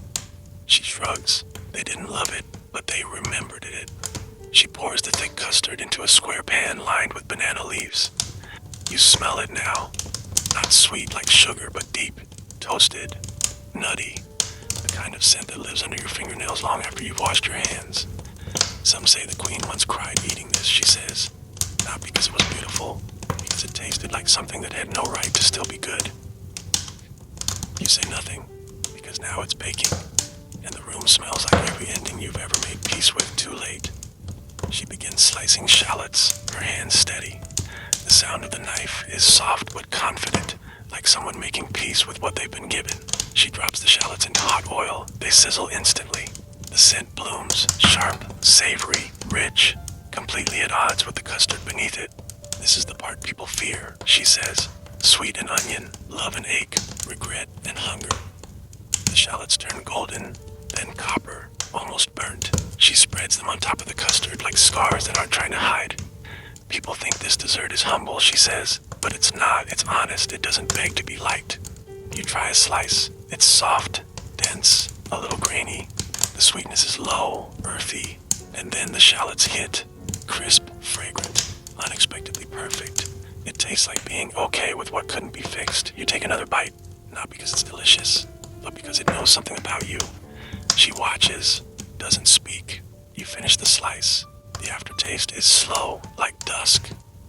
This dessert, she says, was made from what was left behind, but it ended up outliving the ones made from perfection. She places the pan on the windowsill, lets it cool under the moonlight, and as the scent lingers, familiar, flawed, and oddly comforting, she says, tomorrow, we'll speak of the dessert that's never made alone, and the hands that know how to stir without asking why. When you enter tonight, you hear it before you see anything. The quiet clink-clink of spoons against bowls. Not one spoon, several, moving in a soft, unspoken rhythm like a lullaby made of metal and memory. She's not alone. 4 other women are seated on the floor around her, all older, all silent, all stirring. You pause at the door, uncertain. She glances up, gives the smallest nod. Come in, she says. Tonight isn't mine alone. You step inside. The air is thick with coconut cream, sticky rice, and the smell of palm sugar melting into something golden and forgiving. They're making cow new moon. Sweet, sticky rice. A dessert so common, so shared, it often disappears into celebration without anyone remembering to thank it. But tonight, it's not common. It's sacred. The women are seated in a circle, each with their own bowl. One stirs coconut milk into rice, one sprinkles toasted sesame, one grates young coconut into feather-fine threads. One just watches, her hands resting in her lap. Your usual place is waiting, but tonight you sit slightly further back as if not to interrupt. The woman notices. She smiles. This one, she says, is never made alone. Not properly. You can, of course, but it won't feel the same. The women keep stirring, not hurried, not bored, just present. The room smells warm, alive, like a festival that never raised its voice. She explains how in the old kitchens, this dessert was made by many hands, a form of ceremony, not for royalty, but for homecomings, births, farewells, the soft beginnings and endings that didn't need trumpets, only touch. One person steams the rice, another sweetens the milk, a third folds them together, slowly, like convincing someone to stay. You watch the hands move, not fast, not slow, just in time. She hands you a cloth and a bowl of sesame seeds. You don't have to stir, she says, but you should listen. So you do. You listen to the scrape of spoons, the creak of the wood floor, the sound of breath when no one's speaking, the faint, sticky sound of sweetness settling. She tells you about a time when sticky rice was rationed, when sweetness was a luxury, not a given. Families would gather to make just a single tray. They'd stir while sharing news, stories, songs they half remembered. No one remembered the exact recipe, she says, but the rhythm, that stayed. You glance again at the four women. Their faces are weathered, lined with something that looks like peace earned the hard way. They don't speak, but you get the feeling they've spoken 1,000 things into the rice already. You ask why no one writes the recipe down. She smiles, because the hands remember. The body knows what the mind forgets. The rice is almost done now, glossy, heavy, rich. One woman folds in the coconut threads like she's wrapping up a story. Another sprinkles sesame-like punctuation. Then they offer it to you. No bowl, just a slice of banana leaf folded at the edges. You take it. It's warm, slightly sticky. You lift it to your mouth. It tastes like hands that have done this before. It tastes like people who didn't ask questions but showed up anyway. It tastes like standing in a kitchen long after the guests have left just to be near the last breath of sweetness. You chew slowly. The sesame pops. The rice holds. The coconut lingers. You look at the woman beside you. She isn't watching. She doesn't need to. You won't remember every flavor, she says, but you'll remember the silence that carried it. The other women begin to clean up, still without words. They pack the rice into small parcels wrapped in leaves, tied with string made from dried pandan, not to keep, to give away. No one keeps this dessert, she says. It tastes best when it leaves your hands. You help her tie one. The knot doesn't hold. She helps you redo it, doesn't scold, just nods. Outside the night is soft, inside the sweetness settles in your chest. Not like indulgence, but like kindness. Quiet, unremarkable, permanent. And just as you brush the last grains from your fingertips, she whispers, "Tomorrow we'll speak of the dessert that takes 3 days, and why it only works if you want it to."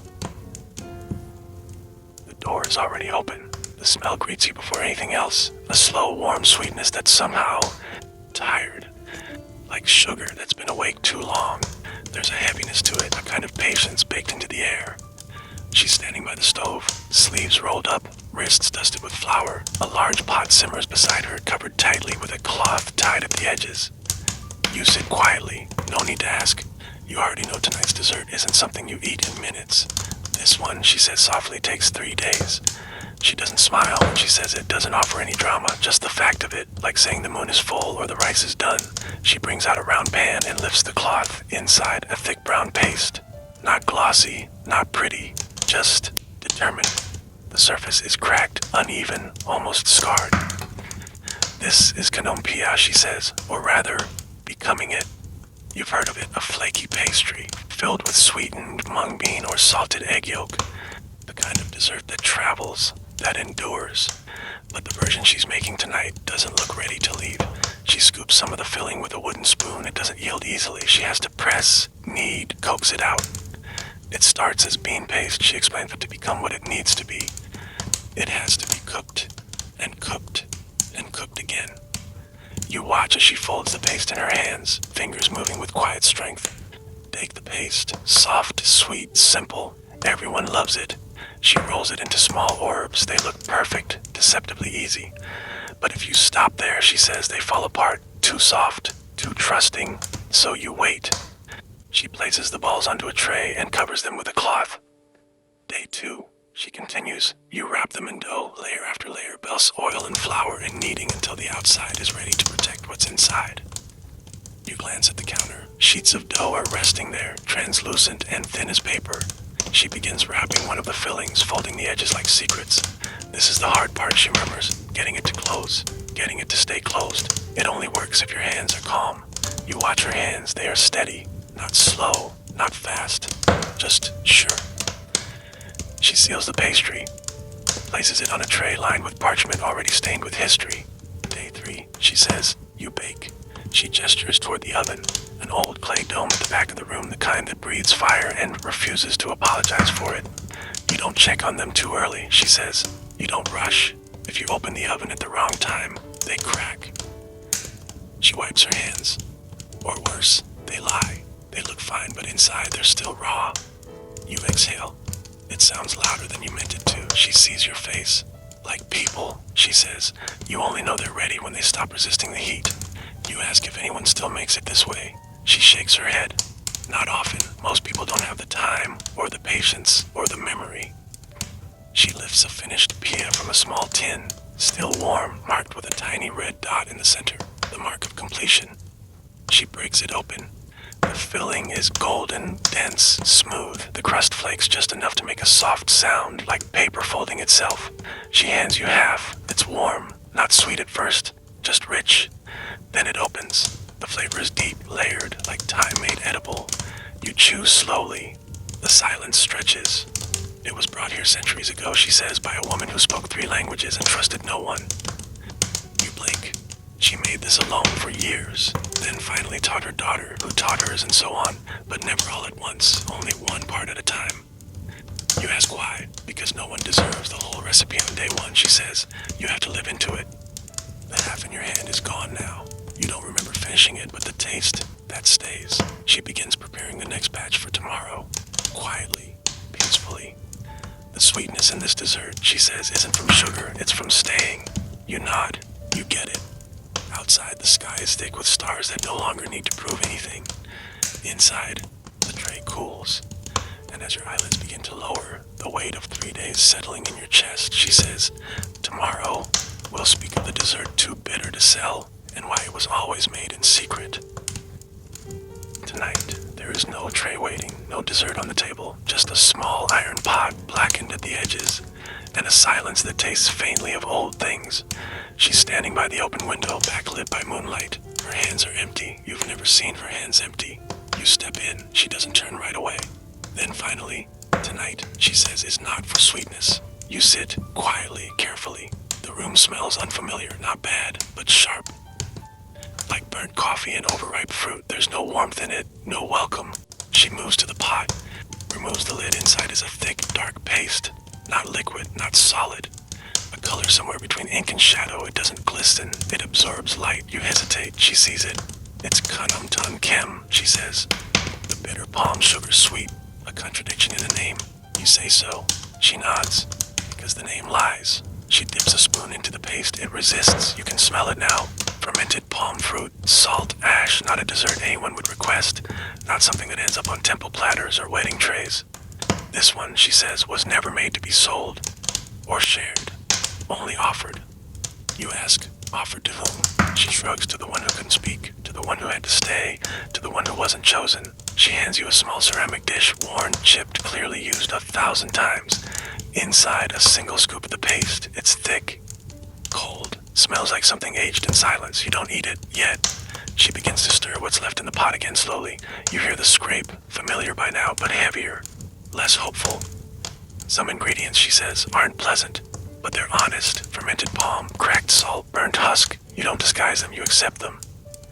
You dip your spoon into the paste. It clings, reluctant. You bring it to your tongue, and bitterness, immediate, dense, layered, not aggressive, just undeniable. But underneath it, barely softly, there's sweetness. The kind that doesn't try, that doesn't convince, that just waits. It reminds you of something old, something you let go before it healed, or someone.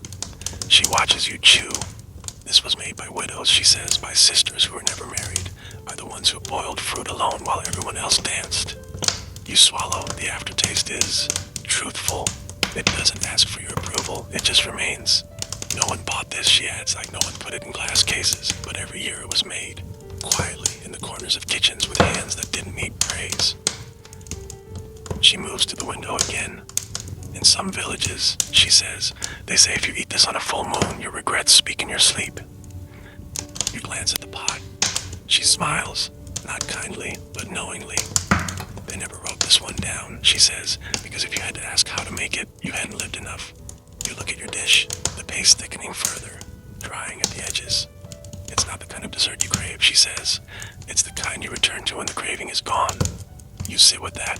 It doesn't melt in your mouth, it holds, like a lesson, like a name spoken only once, then never again. She places the lid back on the pot. No garnish, no thanks, just closure.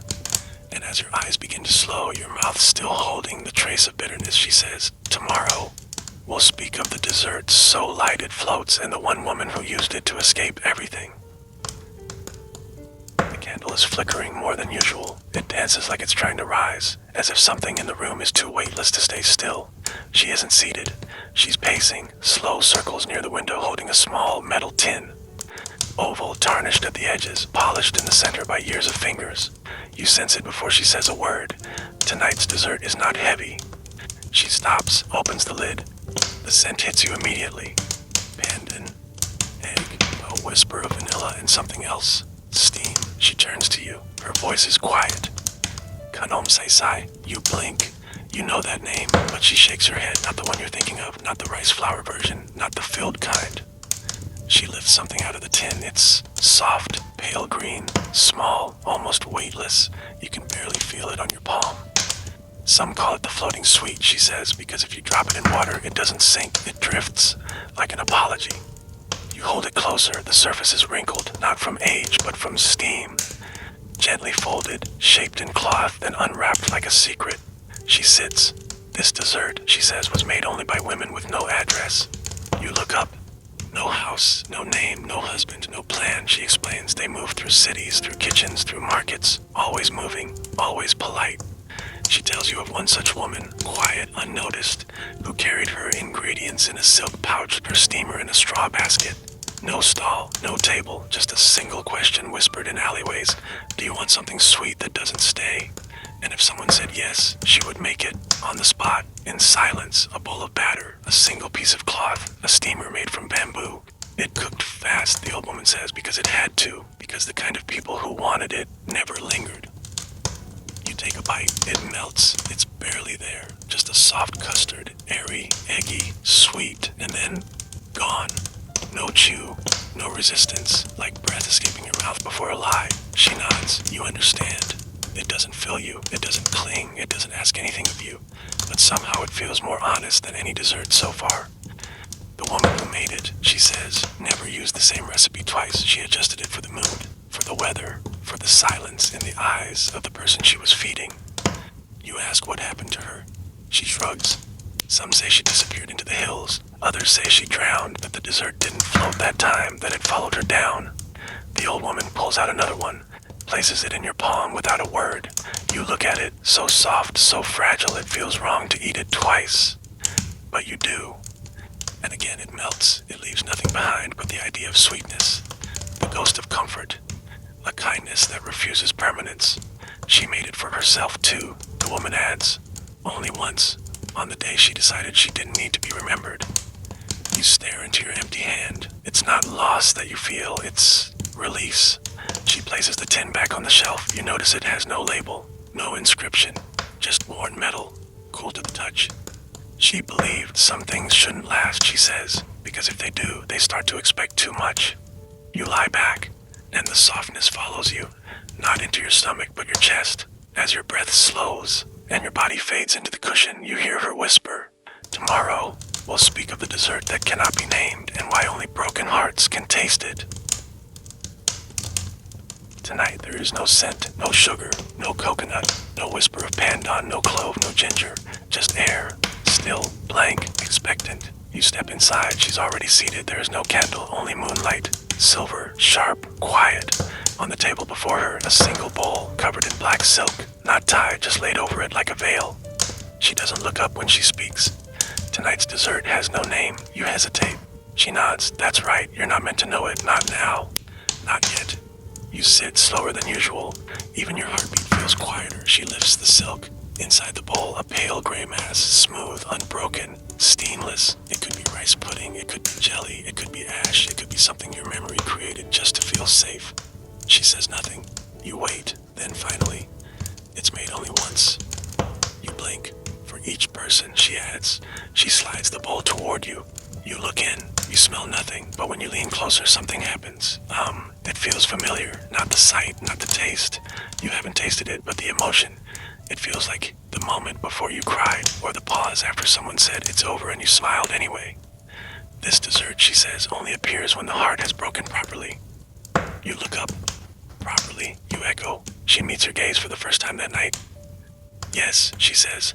Not from pride, not from jealousy, not from accident, but from giving something fully and watching it go. The bowl in front of you doesn't change, but suddenly you want to taste it, not out of hunger, but out of recognition, like shaking hands with a stranger who somehow knows your story.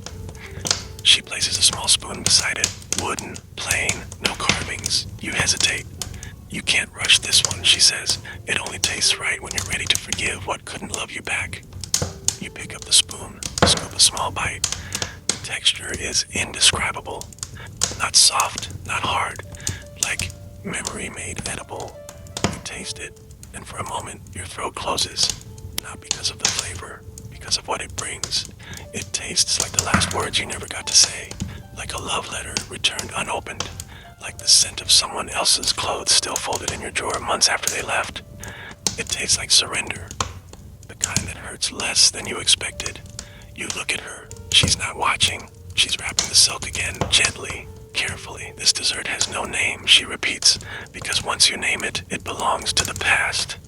You place the spoon down. Your chest aches. Not sharply, just enough to remind you that something once mattered. You can't make it again, she says. Not even I can. It's made by what you carried in, not what I put in the bowl. You look at your reflection in the silver edge of the spoon. It's warped, not unfamiliar. She stands. For the first time in a long while, she walks to the window. The moonlight deepens. You won't crave this one, she says, but it will visit you again in other flavors, in other moments, in dreams sometimes, but only when you're still enough to taste it. You lie back, and now you understand why the bowl was covered in black silk. Not to hide what's inside, but to protect it from being rushed, from being turned into something palatable, something safe. She whispers, not to you, but to the room. Tomorrow, we'll speak of the dessert that only rises if you laugh while making it, and why the palace cooks were forbidden to smile. Tonight, the air feels lighter, not cooler, not fresher, just lifted, as if the floor itself is standing on tiptoe. She's already preparing something when you arrive. 2 bowls, 1 whisk, and a mess. Powdered sugar floats in the air like pollen. A trail of flowers streaks her sleeve. Her cheeks are flushed. She's grinning. You've never seen her grin. She sees your surprise and laughs, short, sharp, and suddenly full of mischief. Careful, she says. It might not rise if you frown. You sit curious. She picks up a bowl and begins to beat eggs. Fast, rhythmic, without care for spills. Tonight's dessert is kanom piak poon. You tilt your head. She pauses. No, not the usual version. Not the brown one that sits heavy in temples. This one is rare, fluffy, light. It only works when the air is thin and the soul is lighter. You glance around. Everything feels brighter, but also unsteady, like the room might lift off if everyone giggled at the same time. She leans close, whispers, they called it the laughing dessert. Not because it tastes funny, because it won't rise if the cook is in mourning. You blink. That can't be real, she shrugs. That's what they believed. The palace cooks were forbidden to smile. Their desserts were heavy, noble, always perfect, but this one, she lifts a finger, was made by those who disobeyed. She pours a stream of black rice flour into the bowl, then coconut milk, then something fragrant, kaffir lime, maybe. It's hard to catch, it moves too quickly. It's steamed in secret, she says, in open pots without lids. The batter must be light, the laugh must be real. If either one fails, the whole thing falls flat. She lifts the bowl. The batter is glossy, almost bouncing. She pours it into small ceramic molds lined with banana leaf. These molds, she explains, were once used to hold ink, then love letters, then sweets. She places them in a steamer made of woven bamboo, sets the lid on top, then waits. The silence stretches. You ask, why couldn't the palace cook smile? Because if they did, she says, they might have remembered who they were before they wore white. She walks in slow circles now, humming something off-key. It sounds like a child's tune. Playful, nonsensical, but true. You hear something soft inside the steamer. A rise, a settling, a slight puff. She lifts the lid. Steam pours out, smelling of laughter you didn't know had a scent. The cakes have risen, round, cracked, airy like sponge, and fog had a baby. She breaks one open. It deflates slightly in her hand. It only holds shape for a moment, she says, then it remembers it's not supposed to last. She hands you one.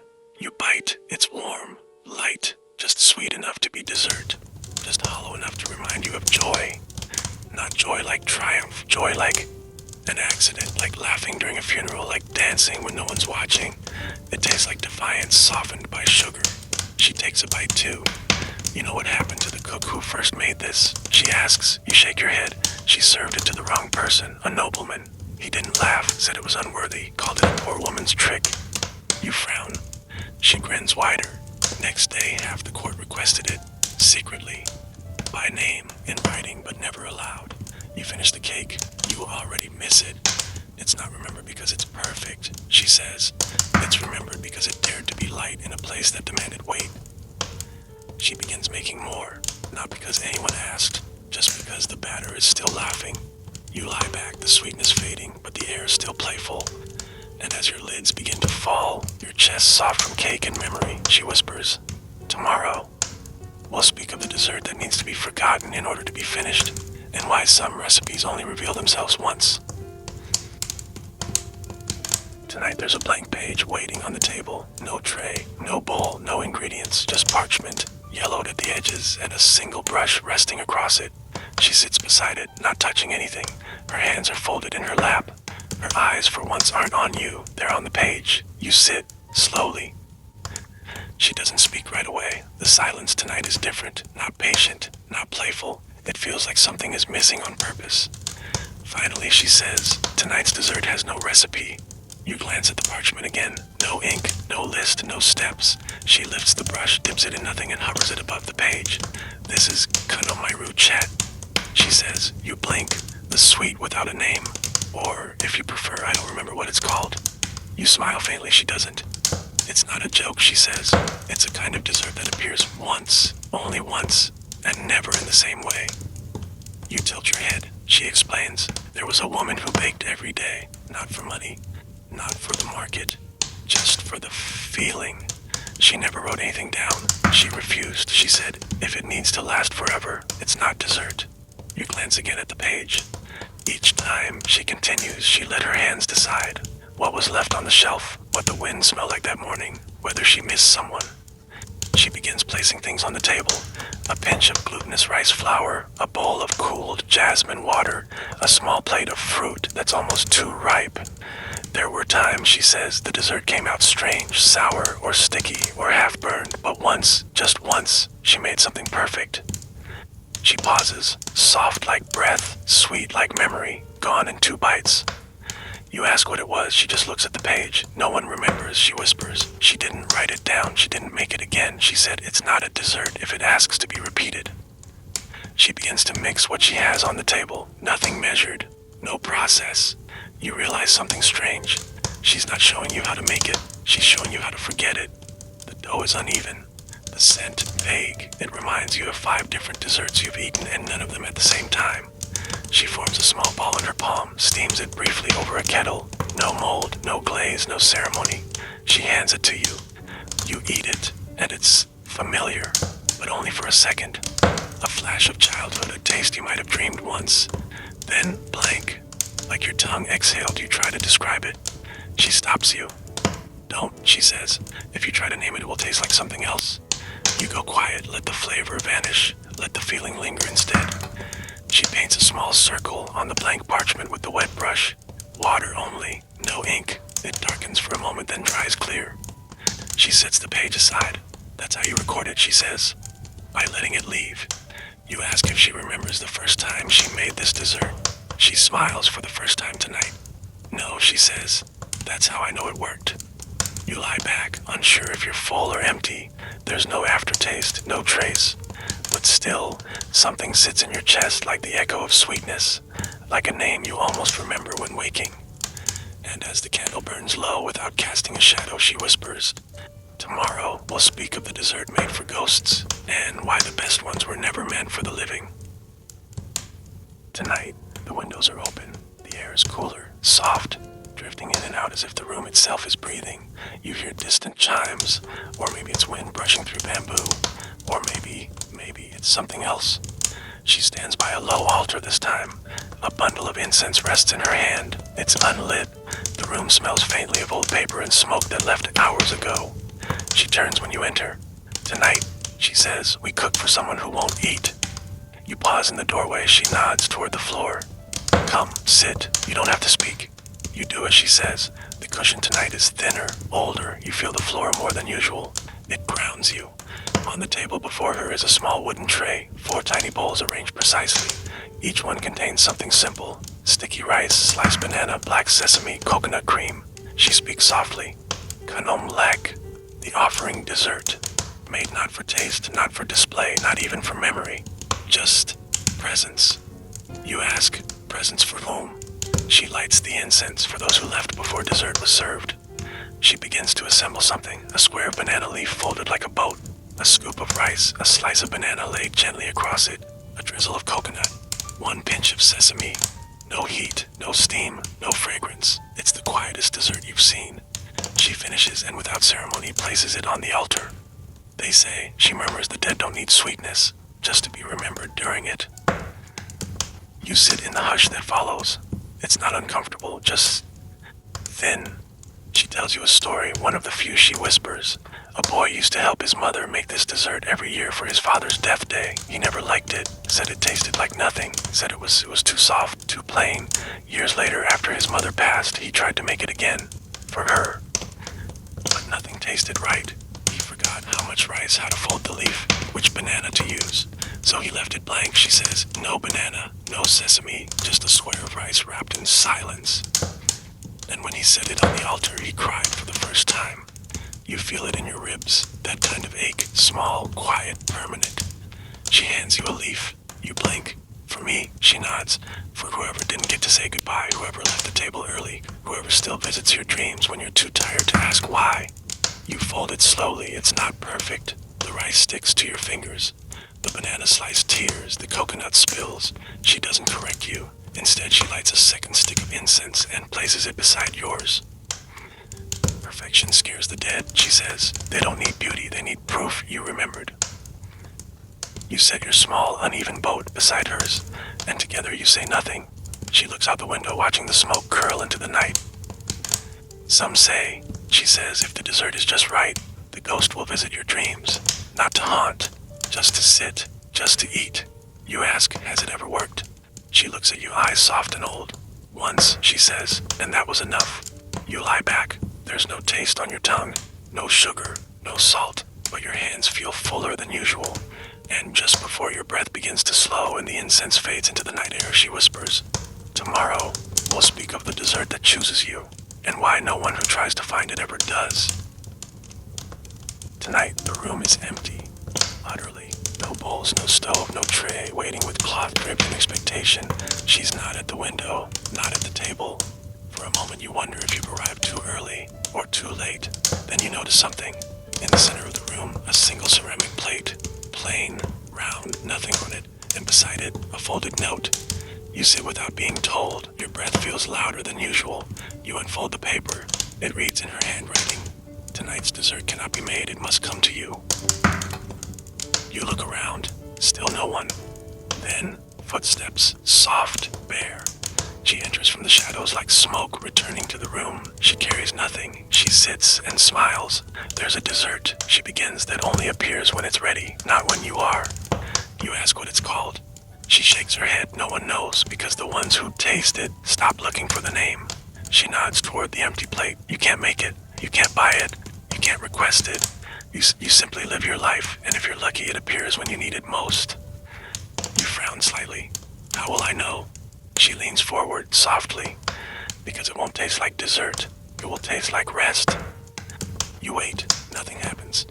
She tells you of a man who searched for it all his life, visited every village, asked every cook, every elder, every monk, collected recipes, traveled to the borderlands where kitchens were just fire and rock, but he never found it. Then one day, she says, he stopped asking. He built a home, sat by the window, made tea, and on a Tuesday afternoon, without ceremony, without sweetness, it arrived. A neighbor placed a bowl on his step. Inside, rice soaked in rainwater, softened until it bloomed.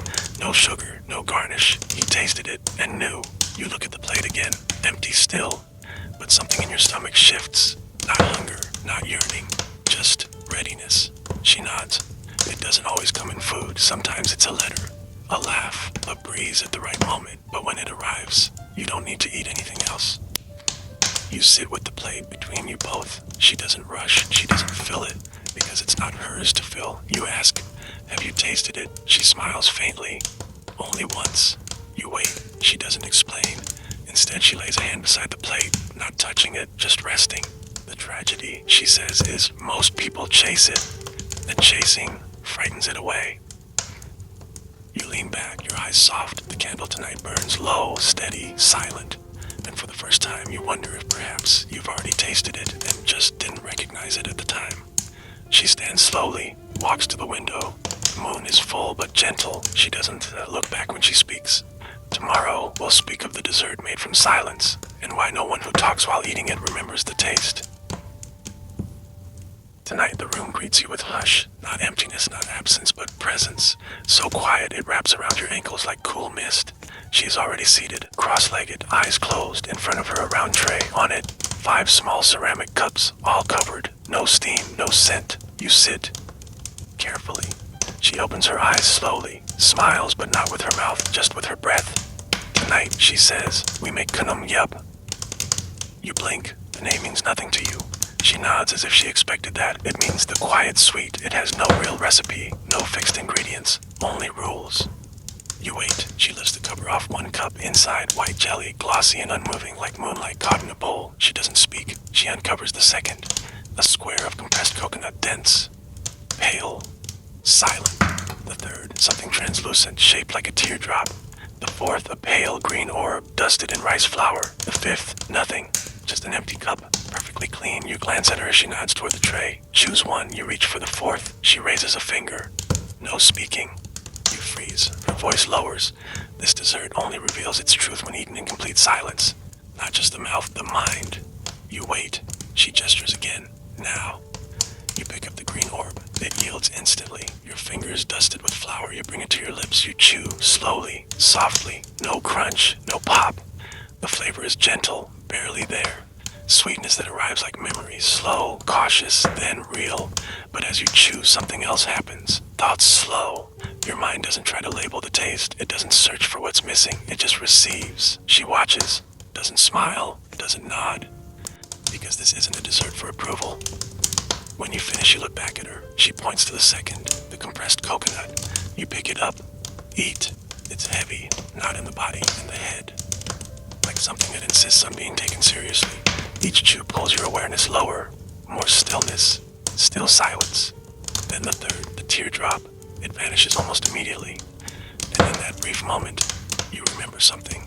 Not the flavor, but an afternoon long ago. A sentence never said, a kindness you forgot to acknowledge, then it's gone. You reach for the empty cup. She stops you. That one, she says, is the purest. You ask without words, how? She finally speaks aloud. Because the best version of this dessert is the one you imagine. You understand?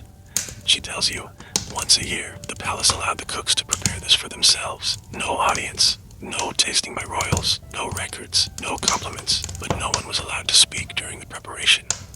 If a voice broke the air, the dessert was ruined and thrown away.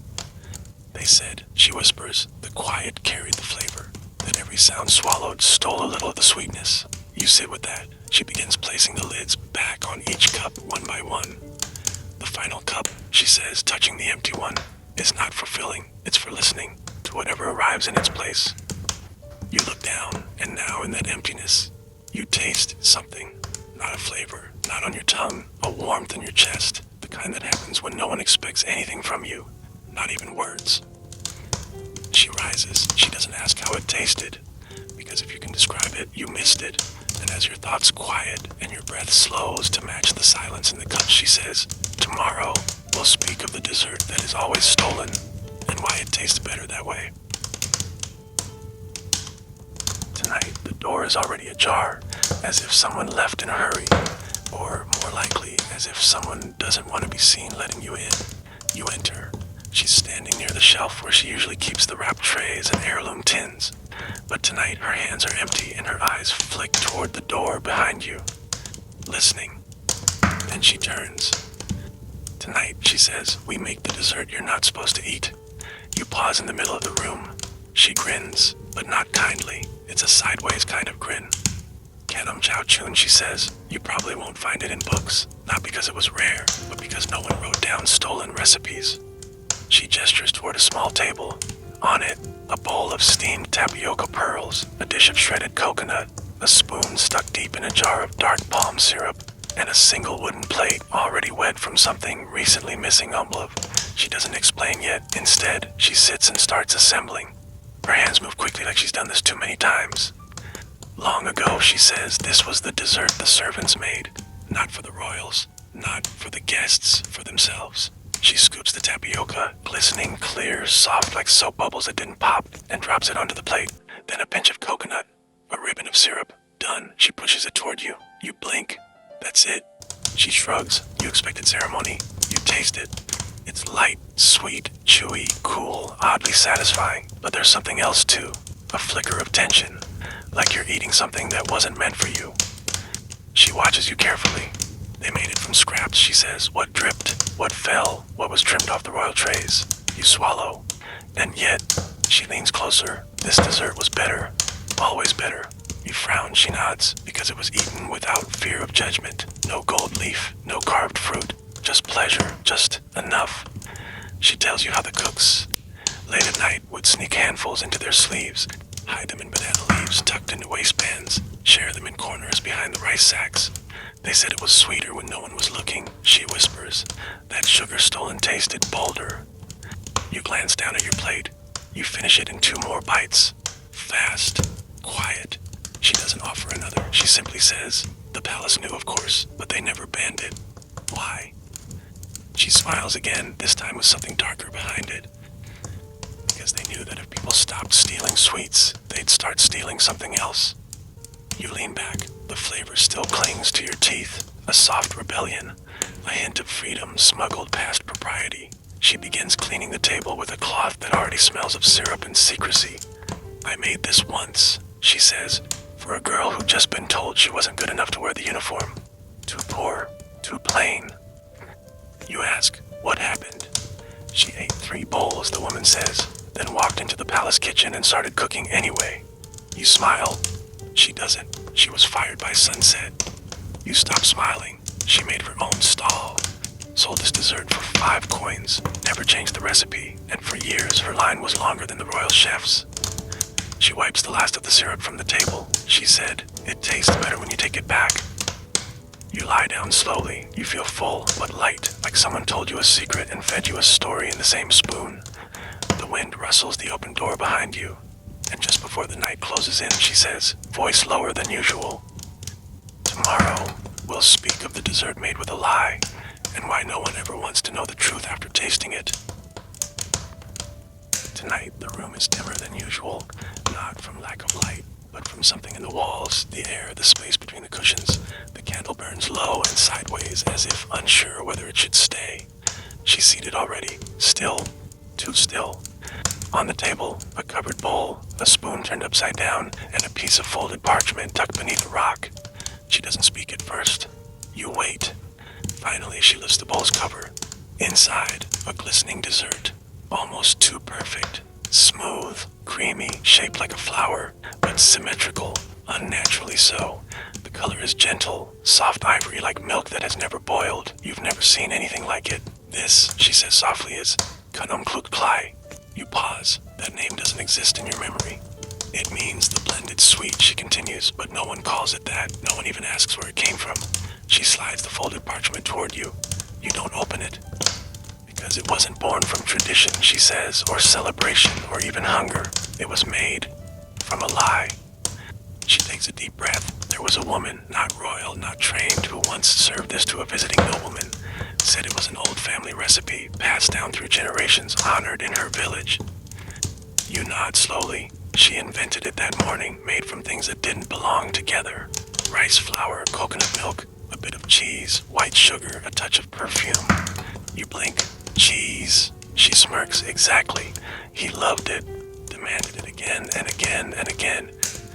You glance at the dessert. She kept making it, built a reputation, became us, but the lie grew heavier. She had to invent cousins, aunts, funerals where it was served. She told the same story so many times, she began to believe it. You finally take the parchment inside, a single line.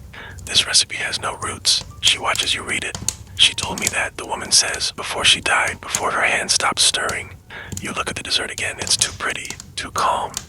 She never confessed, she adds, not to her customers, not to her children, just to me. You ask, why? Because I asked her the question no one else ever did. She leans forward. What were you trying to cover up? You take the spoon, it's heavier than you expect. You scoop a small bite, it's soft, clean, sweet but neutral. A balanced smoothness, almost engineered. No memory, no scent. You swallow, and then, slowly, you feel something cold in your mouth. Not the temperature, the emotion. It tastes like a lie well rehearsed, like the comfort of a story that never really belonged to you, like something beautiful, built on something forgotten. She watches you. She once said, people don't want truth in dessert, they want permission. You nod, because now you understand some sweets don't nourish, they distract. Some flavors aren't created, they're crafted to hide something else. You set the spoon down, the taste lingers longer than it should. She begins to cover the dessert again. She made it for years, she says. Then one day she stopped, said it tasted like nothing, said the lie had eaten the sweetness. You lie back, slower tonight, heavier, because now you've tasted something that doesn't belong anywhere. Not in books, not in kitchens, not in memories, only in mouths too polite to ask questions. And as your breath slows and the air thickens with unspoken stories, she says, tomorrow we'll speak of the dessert that survives every war, and why no one ever eats it warm. The flame flickers low and stubborn. The wind outside has changed, colder now, less curious. The kind of wind that carries stories no one told out loud.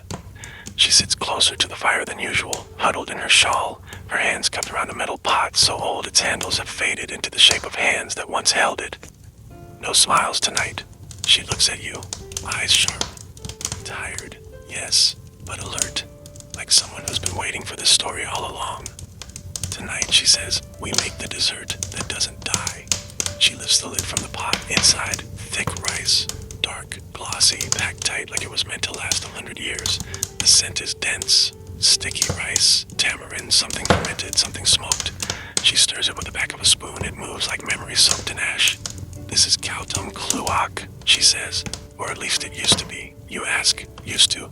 She nods. In every war, in every occupation, this dessert came back. Not because it was loved, because it endured. She begins portioning the rice into small, round banana leaf parcels. No measuring, no fuss, just press, fold, press, fold. Her fingers move like they're used to making something that doesn't ask for beauty. They say during the Burmese invasions, mothers would wrap this in leaf and hide it in their sleeves. Not to eat, to remember. You raise an eyebrow. She meets it.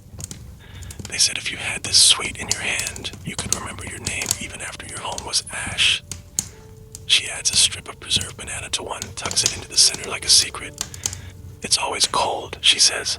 That's part of it. You boil it once, then leave it. You carry it, share it, hide it, but you never serve it warm. You ask why? Because warmth is for peace, she says, and this dessert belongs to survival. You take a parcel from her hand. It's dense, cold, solid like a small stone wrapped in leaf. You bite. It is not sweet, not first. It's sour, then bitter, then salty. And finally, at the end, something warm rises behind your teeth. A sweetness so faint it might be from your own memory. She watches you carefully. People think survival tastes like fire. She says, it doesn't. It tastes like this. Cold rice and stubborn sugar. She unwraps one of her own. There was a girl once, she says, orphaned by the border war. She made 1,000 of these with her grandmother every day to sell. You nod. You've heard this one or one like it. She buried 5 under her house before fleeing. Said, I'll know it's still mine if I can find the taste again. You ask, did she? She chews slowly. No one knows, but they say she lived. You finish your parcel. It's not comforting, not delicious, but it stays with you, in your teeth, in your breath, in your spine. She begins tying the last few in string, old ribbon, red from age, frayed. These were given to soldiers, she says, and lovers and monks, all the same sweet, no message inside. The sweet was the message. You lie back, your hands sticky with history. The wind pushes harder now. The fire bends but doesn't die. She leans back, eyes half closed. This is the last one they serve at the end of the world, she murmurs, and the first one they make after. And just before the flame dips low, before the wind claims its space, she whispers, tomorrow we'll speak of the final dessert. The one you don't eat, the one that eats you. There is no fire, no candle, no smoke, no scent, only darkness, not the fearful kind, the kind that wraps, that waits, that doesn't ask. She's sitting in the center of the room, legs crossed, eyes closed, hands resting on her knees like she's been there since the first story. Maybe she has. In front of her, a mirror, not polished, not clean. Its surface is clouded, rimmed with fingerprints that could be hers or yours or no one's at all. You sit, slowly, quietly. She opens her eyes. They shine, but not from light. Tonight, she says, we finish. You don't speak. She points to the mirror. Look, you do. At first, just your reflection, your face, dim, tilted by the curved surface, a little older than when you began listening. Then, as your eyes adjust, you see something else. On the mirror's edge, a single bite, a smear of something pale, a trace of sweetness you didn't eat, but know somehow belonged to you. She speaks again. This is Kanom Tai Chai. You frown. She watches.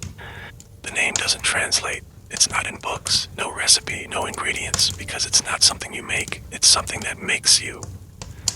You look at her. She looks calm, clear, still. You've tasted everything, she says.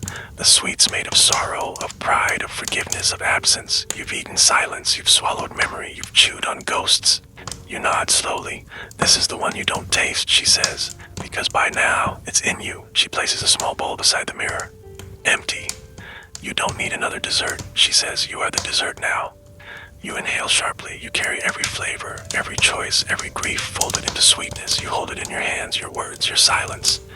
She turns the mirror slightly. The reflection shifts. You see yourself again, but softer, quieter, a little more still. This one, she whispers, eats you. Slowly, not to destroy, but to return. You don't ask where. She nods like she hears the unspoken. Home, or whatever's left of it. She picks up the empty bowl, places it in your hands. You'll carry it now, she says, for the next person, for the next hunger. Not theirs, yours. You hold it, it's light, and very, very full. She leans back, eyes closed again. The room is still, the stories have quieted. And as your breath slows, your shoulders settle. Your heartbeat echoes with the weight of 30 nights. She speaks one final time, end of script. Sweet dreams.